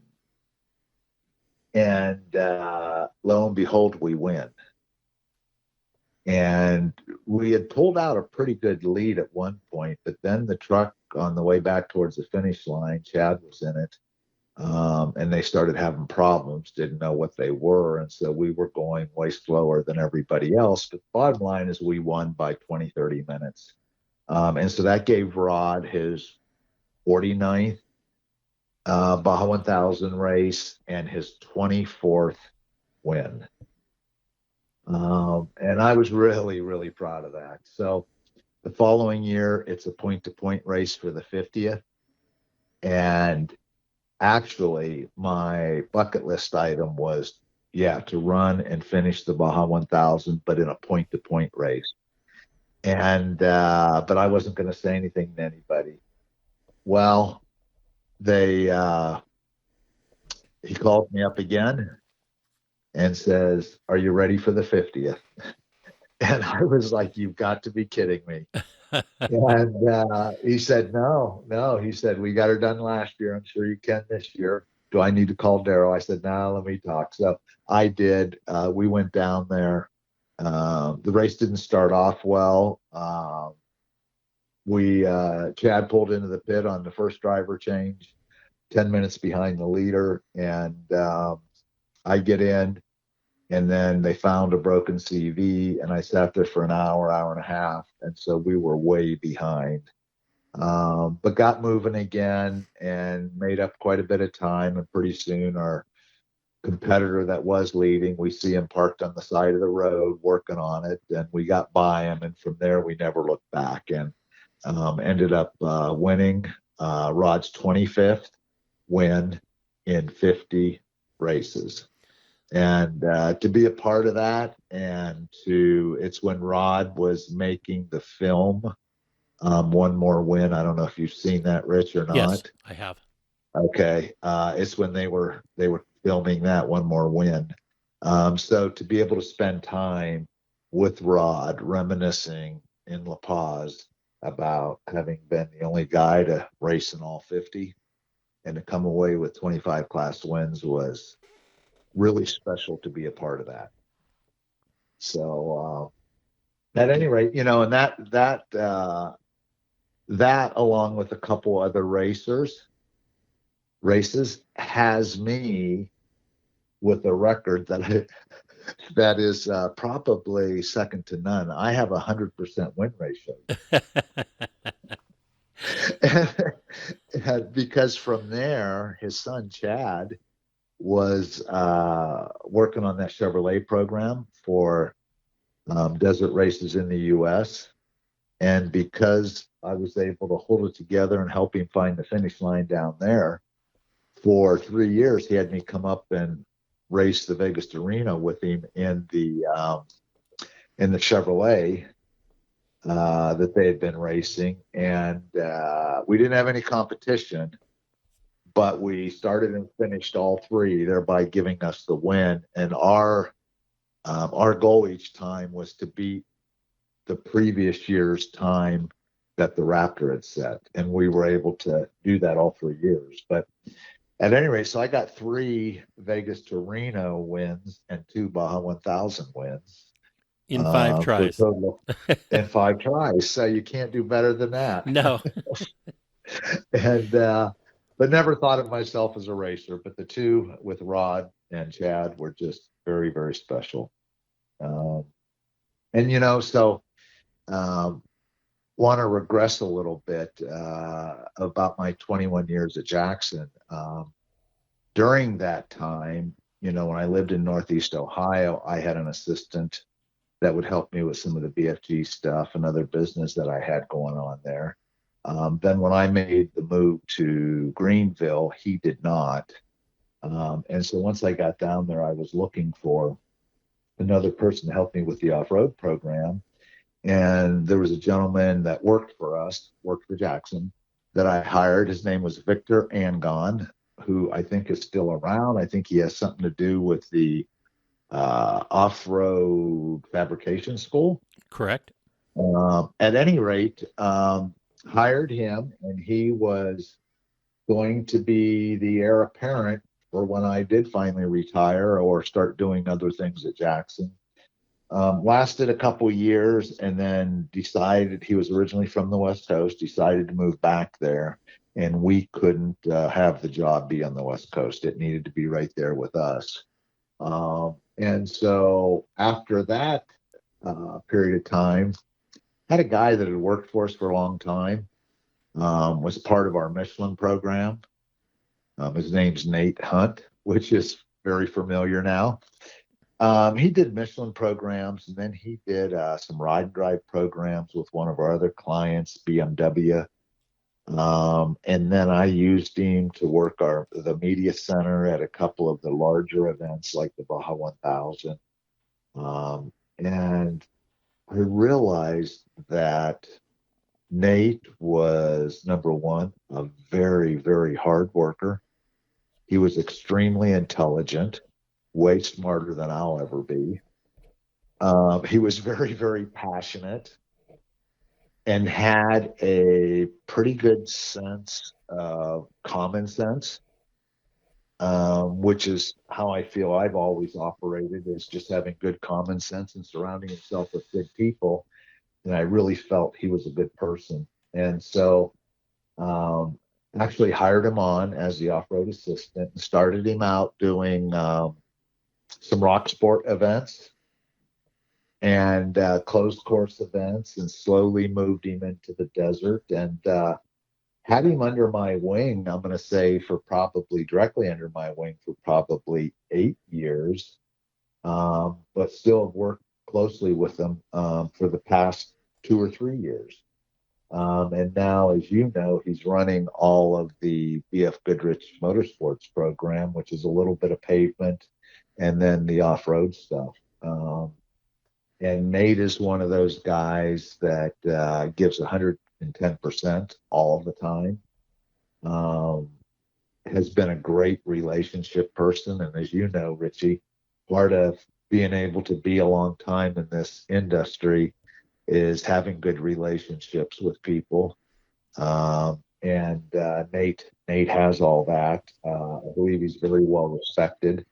And he's just the type of guy that you want to be around. And so I feel like as I was leaving Jackson 3 years ago, leaving that program to him, I felt very good about. I knew that he would carry on and do it in a way that would be that would more than live up to my moral and ethical standards, and he definitely has accomplished that. Right. I think he was a Um, great fit. yeah, yeah. I mean, they. I'm not sure Jackson nor BF Goodrich realize what they have in Nate Hunt.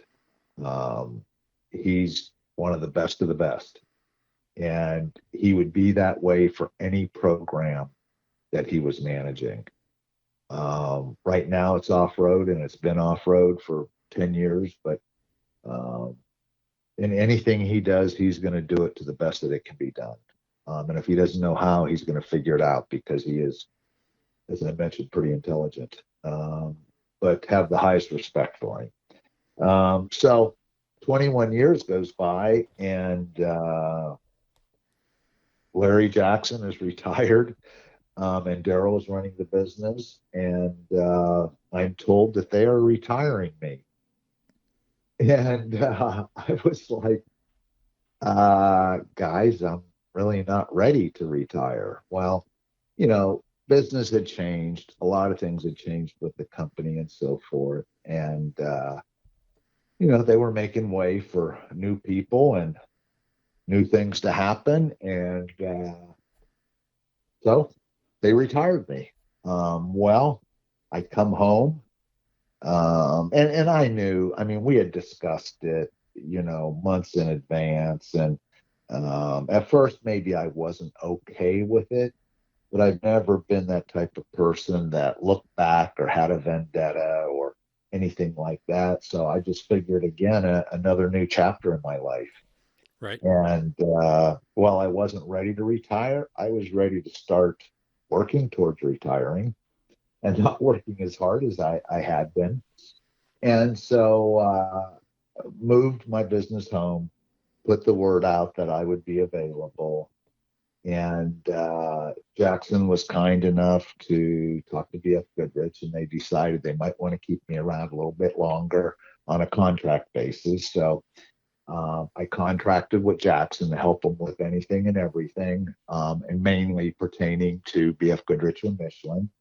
So I knew I had some business there. And that year that I ended up leaving Jackson, I was sitting around up in at Crandon, Wisconsin for the Labor Day event.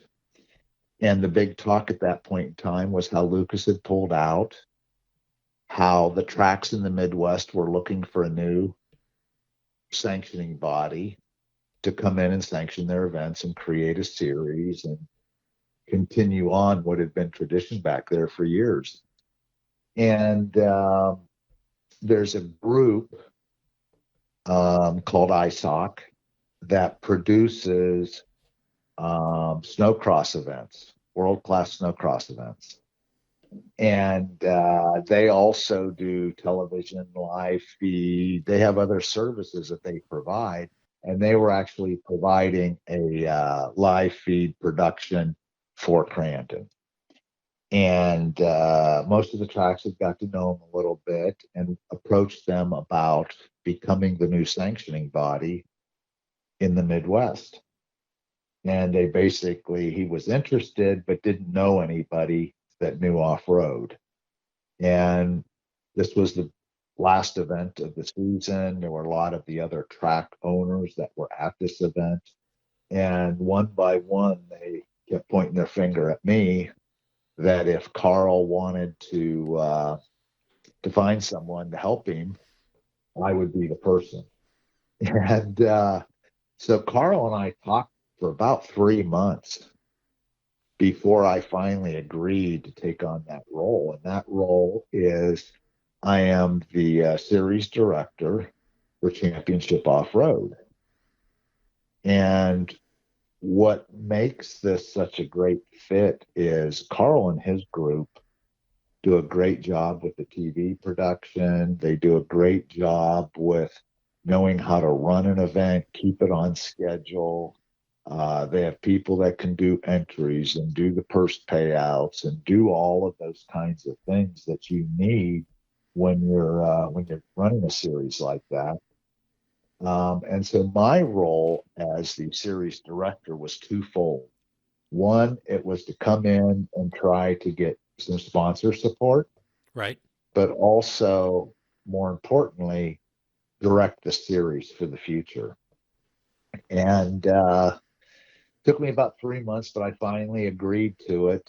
Made everybody aware this was not going to be anything that would happen quickly.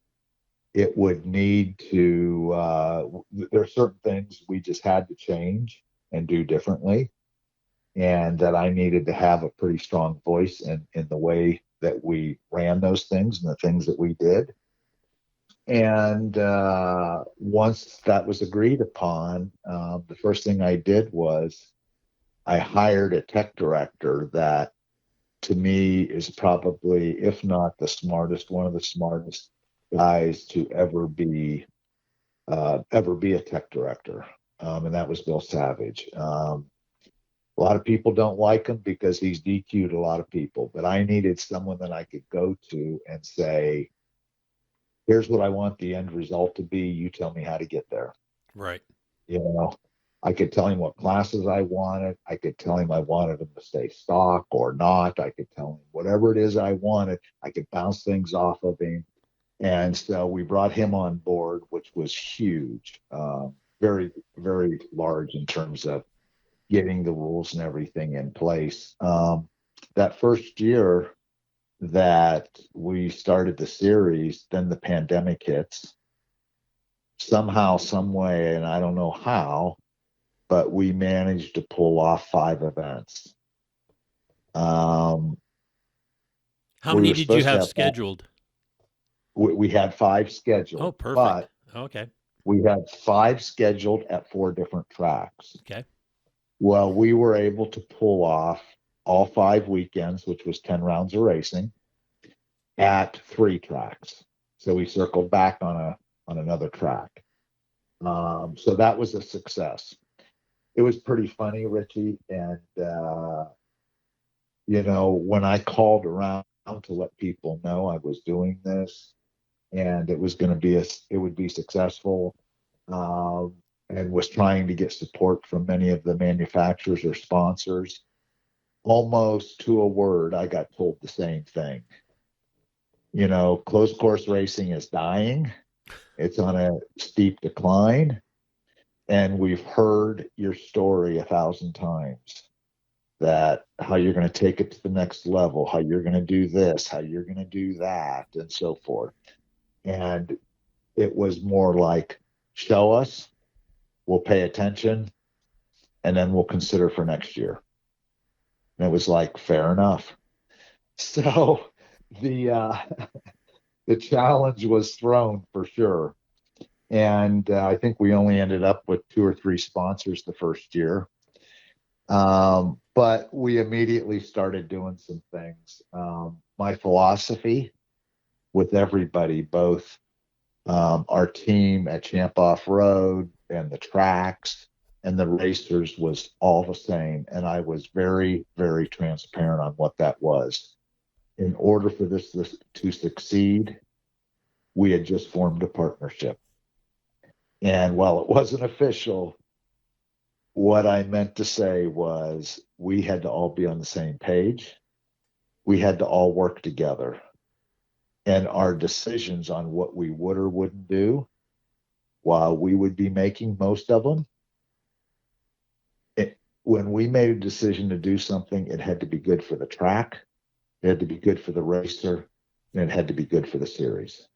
Right. And so a lot of the decisions and things we did, that is how we approached it. And the first major thing that I did that really upset some companies and some people was the cost of racing in a lot of these classes had gotten out of hand. One of them specifically was Pro 2 and Pro 4, where at one point in time they were running pure race tires. And so the only tire companies that would get involved were ones that could make that race tire and make one that was competitive. You know, after that got launched quite a few years ago, pretty soon Lucas, I think, was the first one to say, okay, well, you can only have that tire in Pro 4, not Pro 2. But they were still allowing it in Pro 4. Only by that time, only a couple, 2, 3, maybe 4 tire companies were running and building race tires. And my first rule was no more race tires. We are going all DOT tire racing. And so one of those companies that was making race tires was BF Goodrich. Yep. And they basically told me how stupid I was, as well as how that would be a big mistake, that it would not go anywhere, so on and so forth. And other companies that were making the race tires shared those same thoughts. Well, here we are 2.5 years later, and we have 6 tire companies supporting the series. And I don't mean just supporting a few racers in the series. I'm saying supporting the series and the racers and attending every event with tractor trailers and activation and everything else. We have a real DOT tire war going on, if you will. Excellent. It's unbelievable. So, you know, a couple of those companies that said we were silly got involved. BF Goodrich has not. That's probably another story, because it's probably more about the personnel steering the ship right now than it is anything else, because they're losing out. They have no idea what's going on there, and they're losing out. The series in 2.5 years is way farther along than what I thought it would be. The first year we did our live feed, and as I mentioned, had the drone pilot come in. Our numbers were about 160,000 viewers each weekend. Last year, we were at about 180 or 190,000 viewers each weekend. Wow. Yeah. And this year, we have changed it up and went to a organization called Flow Racing. And Flow Racing is a pay to view, but they have over 2,000 events, all motorsports, that airs on their programming. And they guaranteed us at least the same number of viewers that we had been getting, which was already substantial. So we're looking forward to this year to see how that shakes out. We think it's going to increase our viewership by another 30%. So we think we'll be over 250,000 each weekend. The live feed production has been good enough that CBS has picked us up, and this will be our second year in a row that we'll be on CBS. Our racer count at the events is spectacular. I mean, numbers that if we ever seen them before, it wasn't for long, and it was quite a while ago. Sportsman classes are full, probably averaging 30 competitors a class. The pro classes, this pro light has grown to approximately 20 entries, which is unheard of. Our Pro 2, last year we had a high of 26 or 28. I think a low of 19 or 20. At the end of the Midwest and West Coast series, they were down to 2 or 3 Pro 4s each. Right. We're now at 10 to 12. So the racing has been spectacular. The racer support has been good. Sponsors have come on board. The series is running really well. And, when I took the role, I said I'd give them 3 years and hoping we could have it in a direction that would show that it's going to continue to prosper and grow. And we've surpassed my expectations. We added an event weekend last year, so we went from 5 weekends and 10 rounds to 6 weekends and 12 rounds. And now we are, for next year, we've got a letter of intent to race in Georgia, so it'll be outside the Midwest. And that'll raise us to 7 weekends with 14 rounds. And my goal, before I finally hang it up and retire, is to have us at 8 weekends and 16 rounds. Wow. Yeah. So, I talked about moving down to Greenville, South Carolina. And when I made the move and came down here to Jackson, I brought my horses with me. I've always had horses.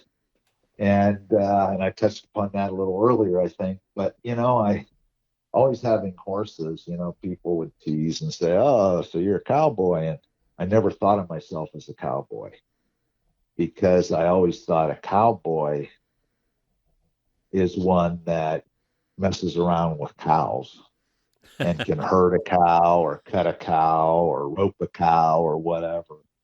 And so about 6 or 7 years ago, in addition to trail riding, I decided I was going to be a real cowboy and wanted to start doing that kind of stuff with horses. So bought a young horse and found a trainer that I went to and said, I don't want you to train my horse. I want you to train me so I can train my horse. And he'll tell you now that it probably would have been easier just to train my horse. But he helped me so much, and I learned so much. Now, understand, I'm a guy that's been riding for, 55, almost 60 years. So already was pretty well established in terms of being able to ride and handle a horse, but didn't know anything about this ranch horse competition. But for the last, 6 or 7 years, and especially the last 3, since I've been working towards real retirement, I've been doing ranch horse competition. And I got a horse that didn't cost as much as a lot of the other horses that I compete against, and kept working and working and working, and ended up going to the World Show a couple years ago and got in the top 10 a couple of times and was really inspired by that. Went back 2 years ago and won a reserve world champion, which means you came in second. And came away from that saying, you know what? I just got to work harder and I can win a world championship. I just know I can. Well, besides being good, like with racing, you have to have a little luck on your side. In this case, you have to draw the right cows, and your horse has to be on that day, and you have to be on that day, and it becomes your day. And lucky for me, last year I had a goal of going and winning a world championship. And I get there, and I did. And I won it in ranch roping. And ranch roping is where you go cut a cow out of the herd and rope it. And I won. And then 2 days later, I'm competing in another class where you're basically cutting cows, and I won another one. So you mentioned it earlier that I was accomplished or a national champion. Yeah, I actually won 2 world titles last year. That's awesome. And so that's my passion today. I mean, I still love the challenge of motorsports and what we're doing at Champs Offroad. But if I was going to say what's my number one passion right now, it's American Ranch Horse competition and being a cowboy. So I'm on Facebook. I don't post a whole lot, but every once in a while I'll give a mention of what I just did or where I just came from. But I'm starting to gear up to go to the World Show this year, which will be in Florida, the middle of July, at the World Equestrian Center. So Florida in the middle of July? I Ooh. know. But this World Equestrian Center, Air conditioned. the stalls, the arena, everything is climate controlled. Perfect. So once we're inside, we're good to go. That's good. So that's kind of one other thing that I'm doing that I think is worth mentioning because I'm really proud of it. I talked about how I got a divorce and moved down to Greenville, South Carolina. Well, after being down there for about 3 months, my daughter calls me and says, "Hey, Dad, do you think you got room for a horse and me?" And I said, "Sure." And she moved down with me. So she's had horses all her life also. She joined the Air Force reserves here about 6, 7 years ago. She wasn't where she wanted to be in life and left the animals with me and joined and did her basic and did her training and did all that, and then got quite a few assignments. I think she's pretty good at what she does.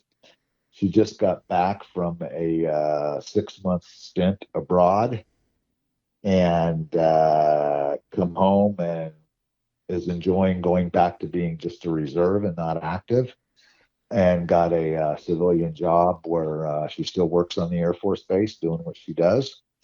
But her and her husband, about 2 or 3 years ago, bought a 35-acre farm in Florence, South Carolina.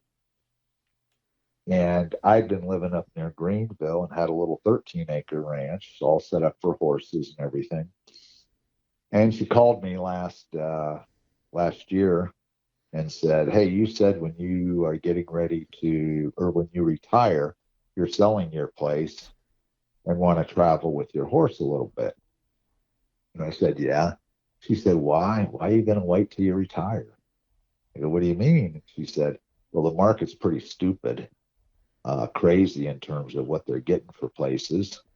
You ought to sell now while you can get the most." And then I said, "Well, then what would I do?" And she said, "Well, you could move down here and build a little place in the back of our property."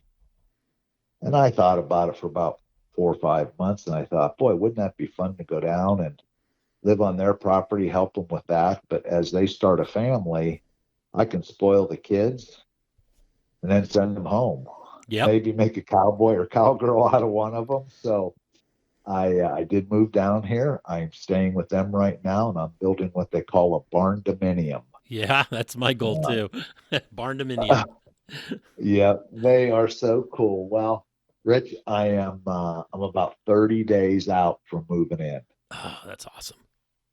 So, as I mentioned before, life has been really good. I've been really blessed, and I don't think now that I'm closer to retirement, I still don't think I've worked a day in my life, because I've always loved what I'm doing, and I'm still loving what I'm doing. But now I'm doing more of the the horse stuff than I ever have before, and it's everything I thought it would be.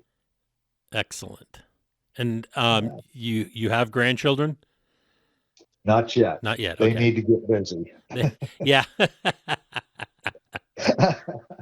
I got 8. And you have 8? Yeah, Shelley. Between us, we have 5 kids and 8 grandchildren. That is awesome. Now, are any close to where you're living? No, they're spread out. We have kids in Minneapolis.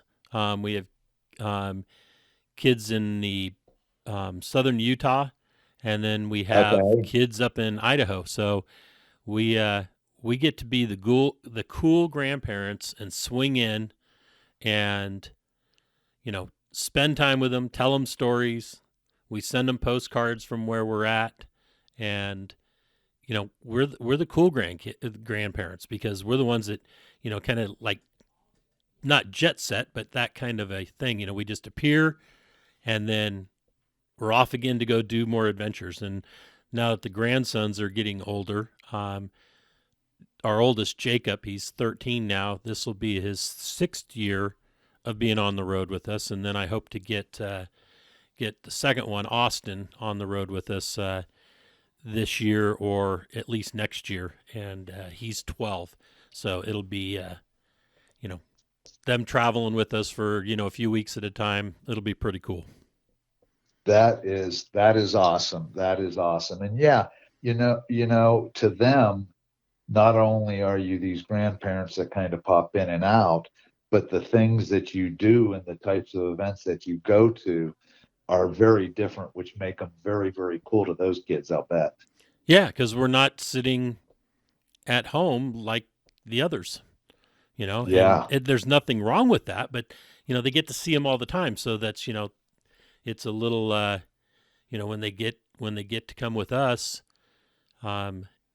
it's we get to shoot rifles, supervised, of course, shoot pistols and drive the Jeep and do the off-road thing and all that kind of stuff, and which they don't get otherwise.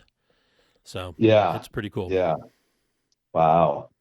That's very cool. That's very cool. One thing that I didn't mention, and just to tell you something that I may or may not end up doing here in another year or two, I ended up buying the pre-runner that we used to mark the course. They were getting Nate building him a new one. Oh, wow. And yeah, and the old one that I've been using, it's a 93 model. I thought, one day I'd probably like to go down to Baja and get lost for a few months and be able to relax and spend time in places that I simply went through and never had time to, stop and smell the roses or check the place out. So I bought it, had some work done on it, and it's sitting out there all prepped and ready for me when I'm ready to make that trip to Baja. So I think one of the first things I'm going to do when I'm fully retired is I think I'm going to call up a few friends and say, hey, I'm heading to Baja. Don't know for how long. Here's what I'm going to be doing and where I'm planning on going and exploring. And if you want to tag along for all or part of it, please come join me. So I am planning a Baja trip in the future, probably next fall, and who knows where that'll take me. But I've always been intrigued with Baja and love it. And during the Baja 2000, Sal and I tried to route the course so many different ways, and some of those were denied. But when we went down there and ran through those areas, they were areas we'd never run through before and didn't have time to explore them much other than to go through. And so those are some of the areas I want to go back and check out when I do fully retire.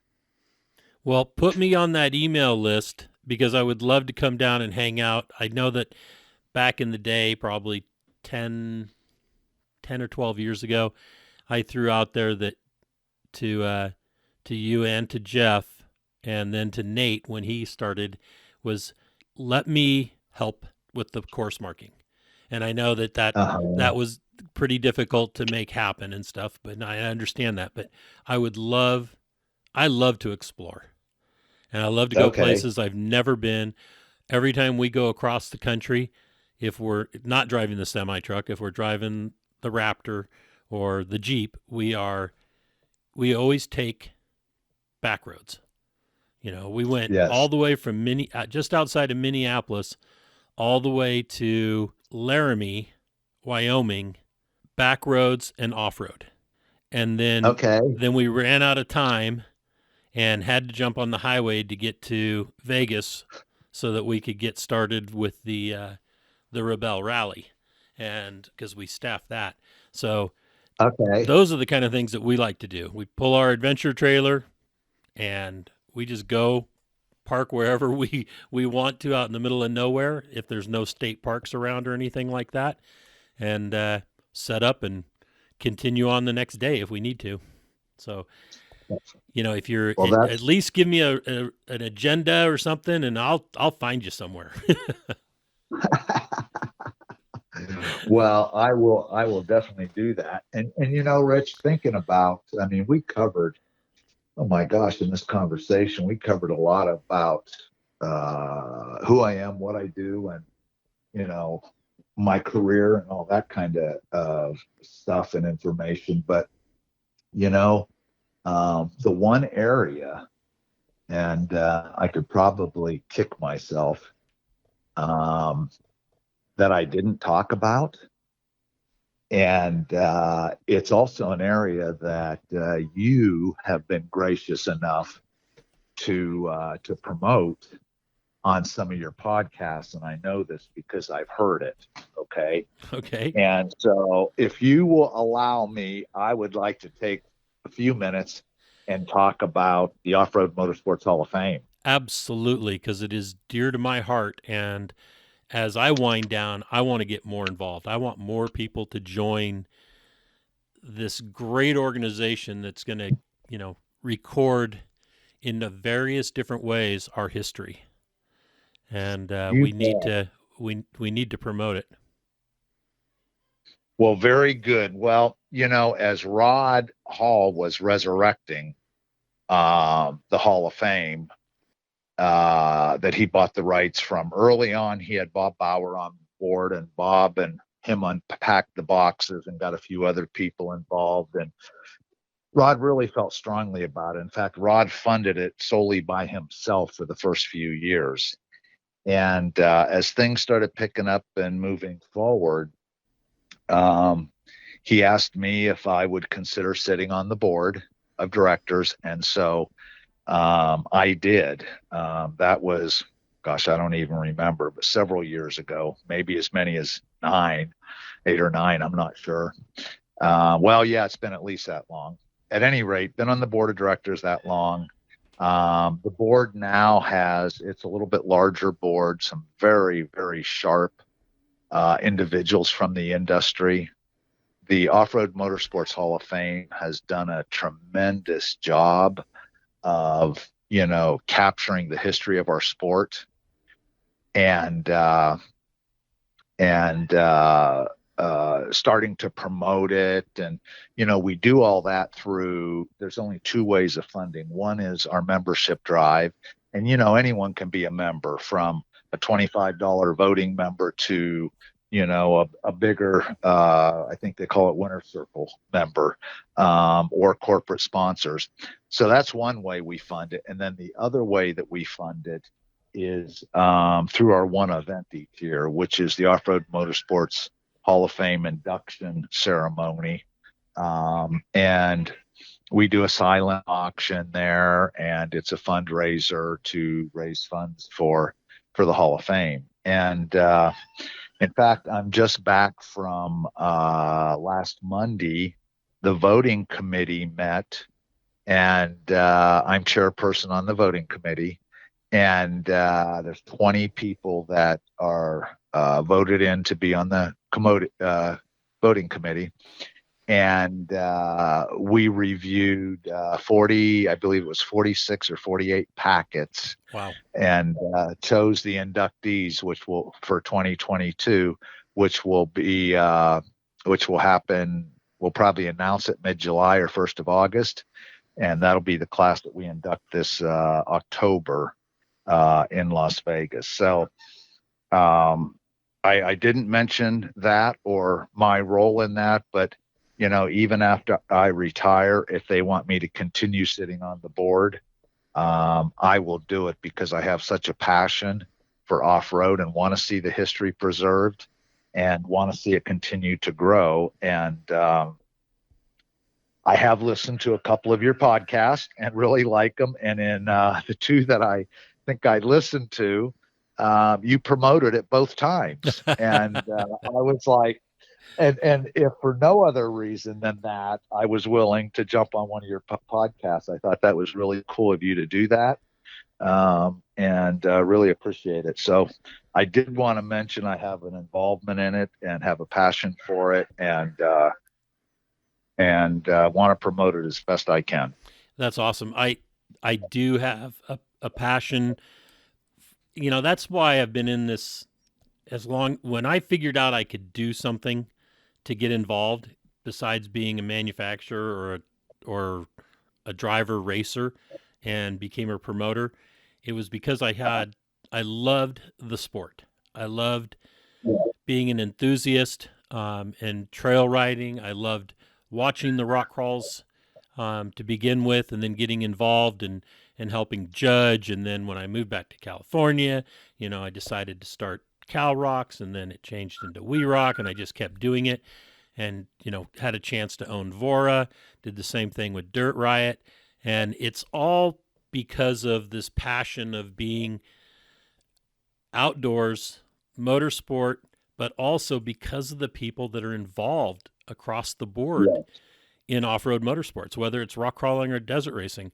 It's just a unique community, and I really want to see the history preserved. And rock crawling is now 24, 25 years old, and my goal is to get more of the rock crawling known, and the only way I'm going to be able to do that is by pushing the membership for the enthusiasts to get involved with the Off-Road Motorsports Hall of Fame as a member, and to find out what and so that's my goal over the next thing. I mean, we put together some magazine articles for Forlow magazine, the magazine that we publish as well, and then announcing it, trying to talk about it as much as I can here on Conversations, and then at our events as well, try to push it.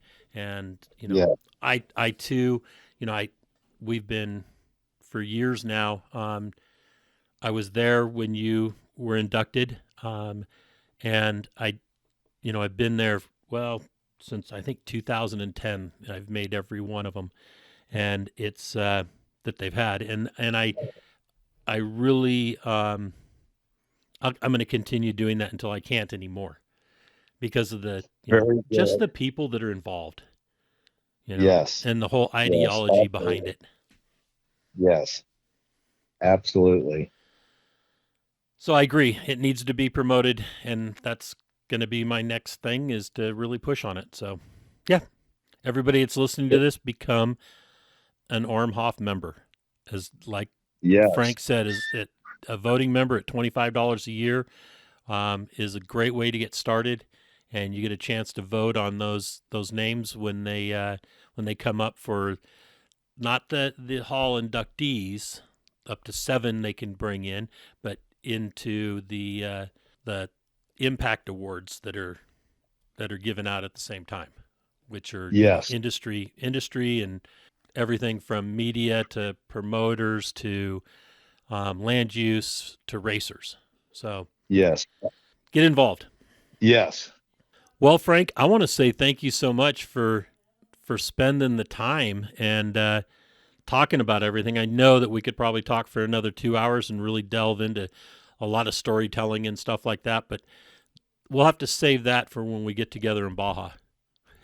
That sounds wonderful, bud. And I will, I'll remember to let you know when I do that Baja trip. And I certainly look forward to seeing you again. And if not before, at least at the Off-Road Motorsports Hall of Fame induction ceremony. Yes, I will definitely be there.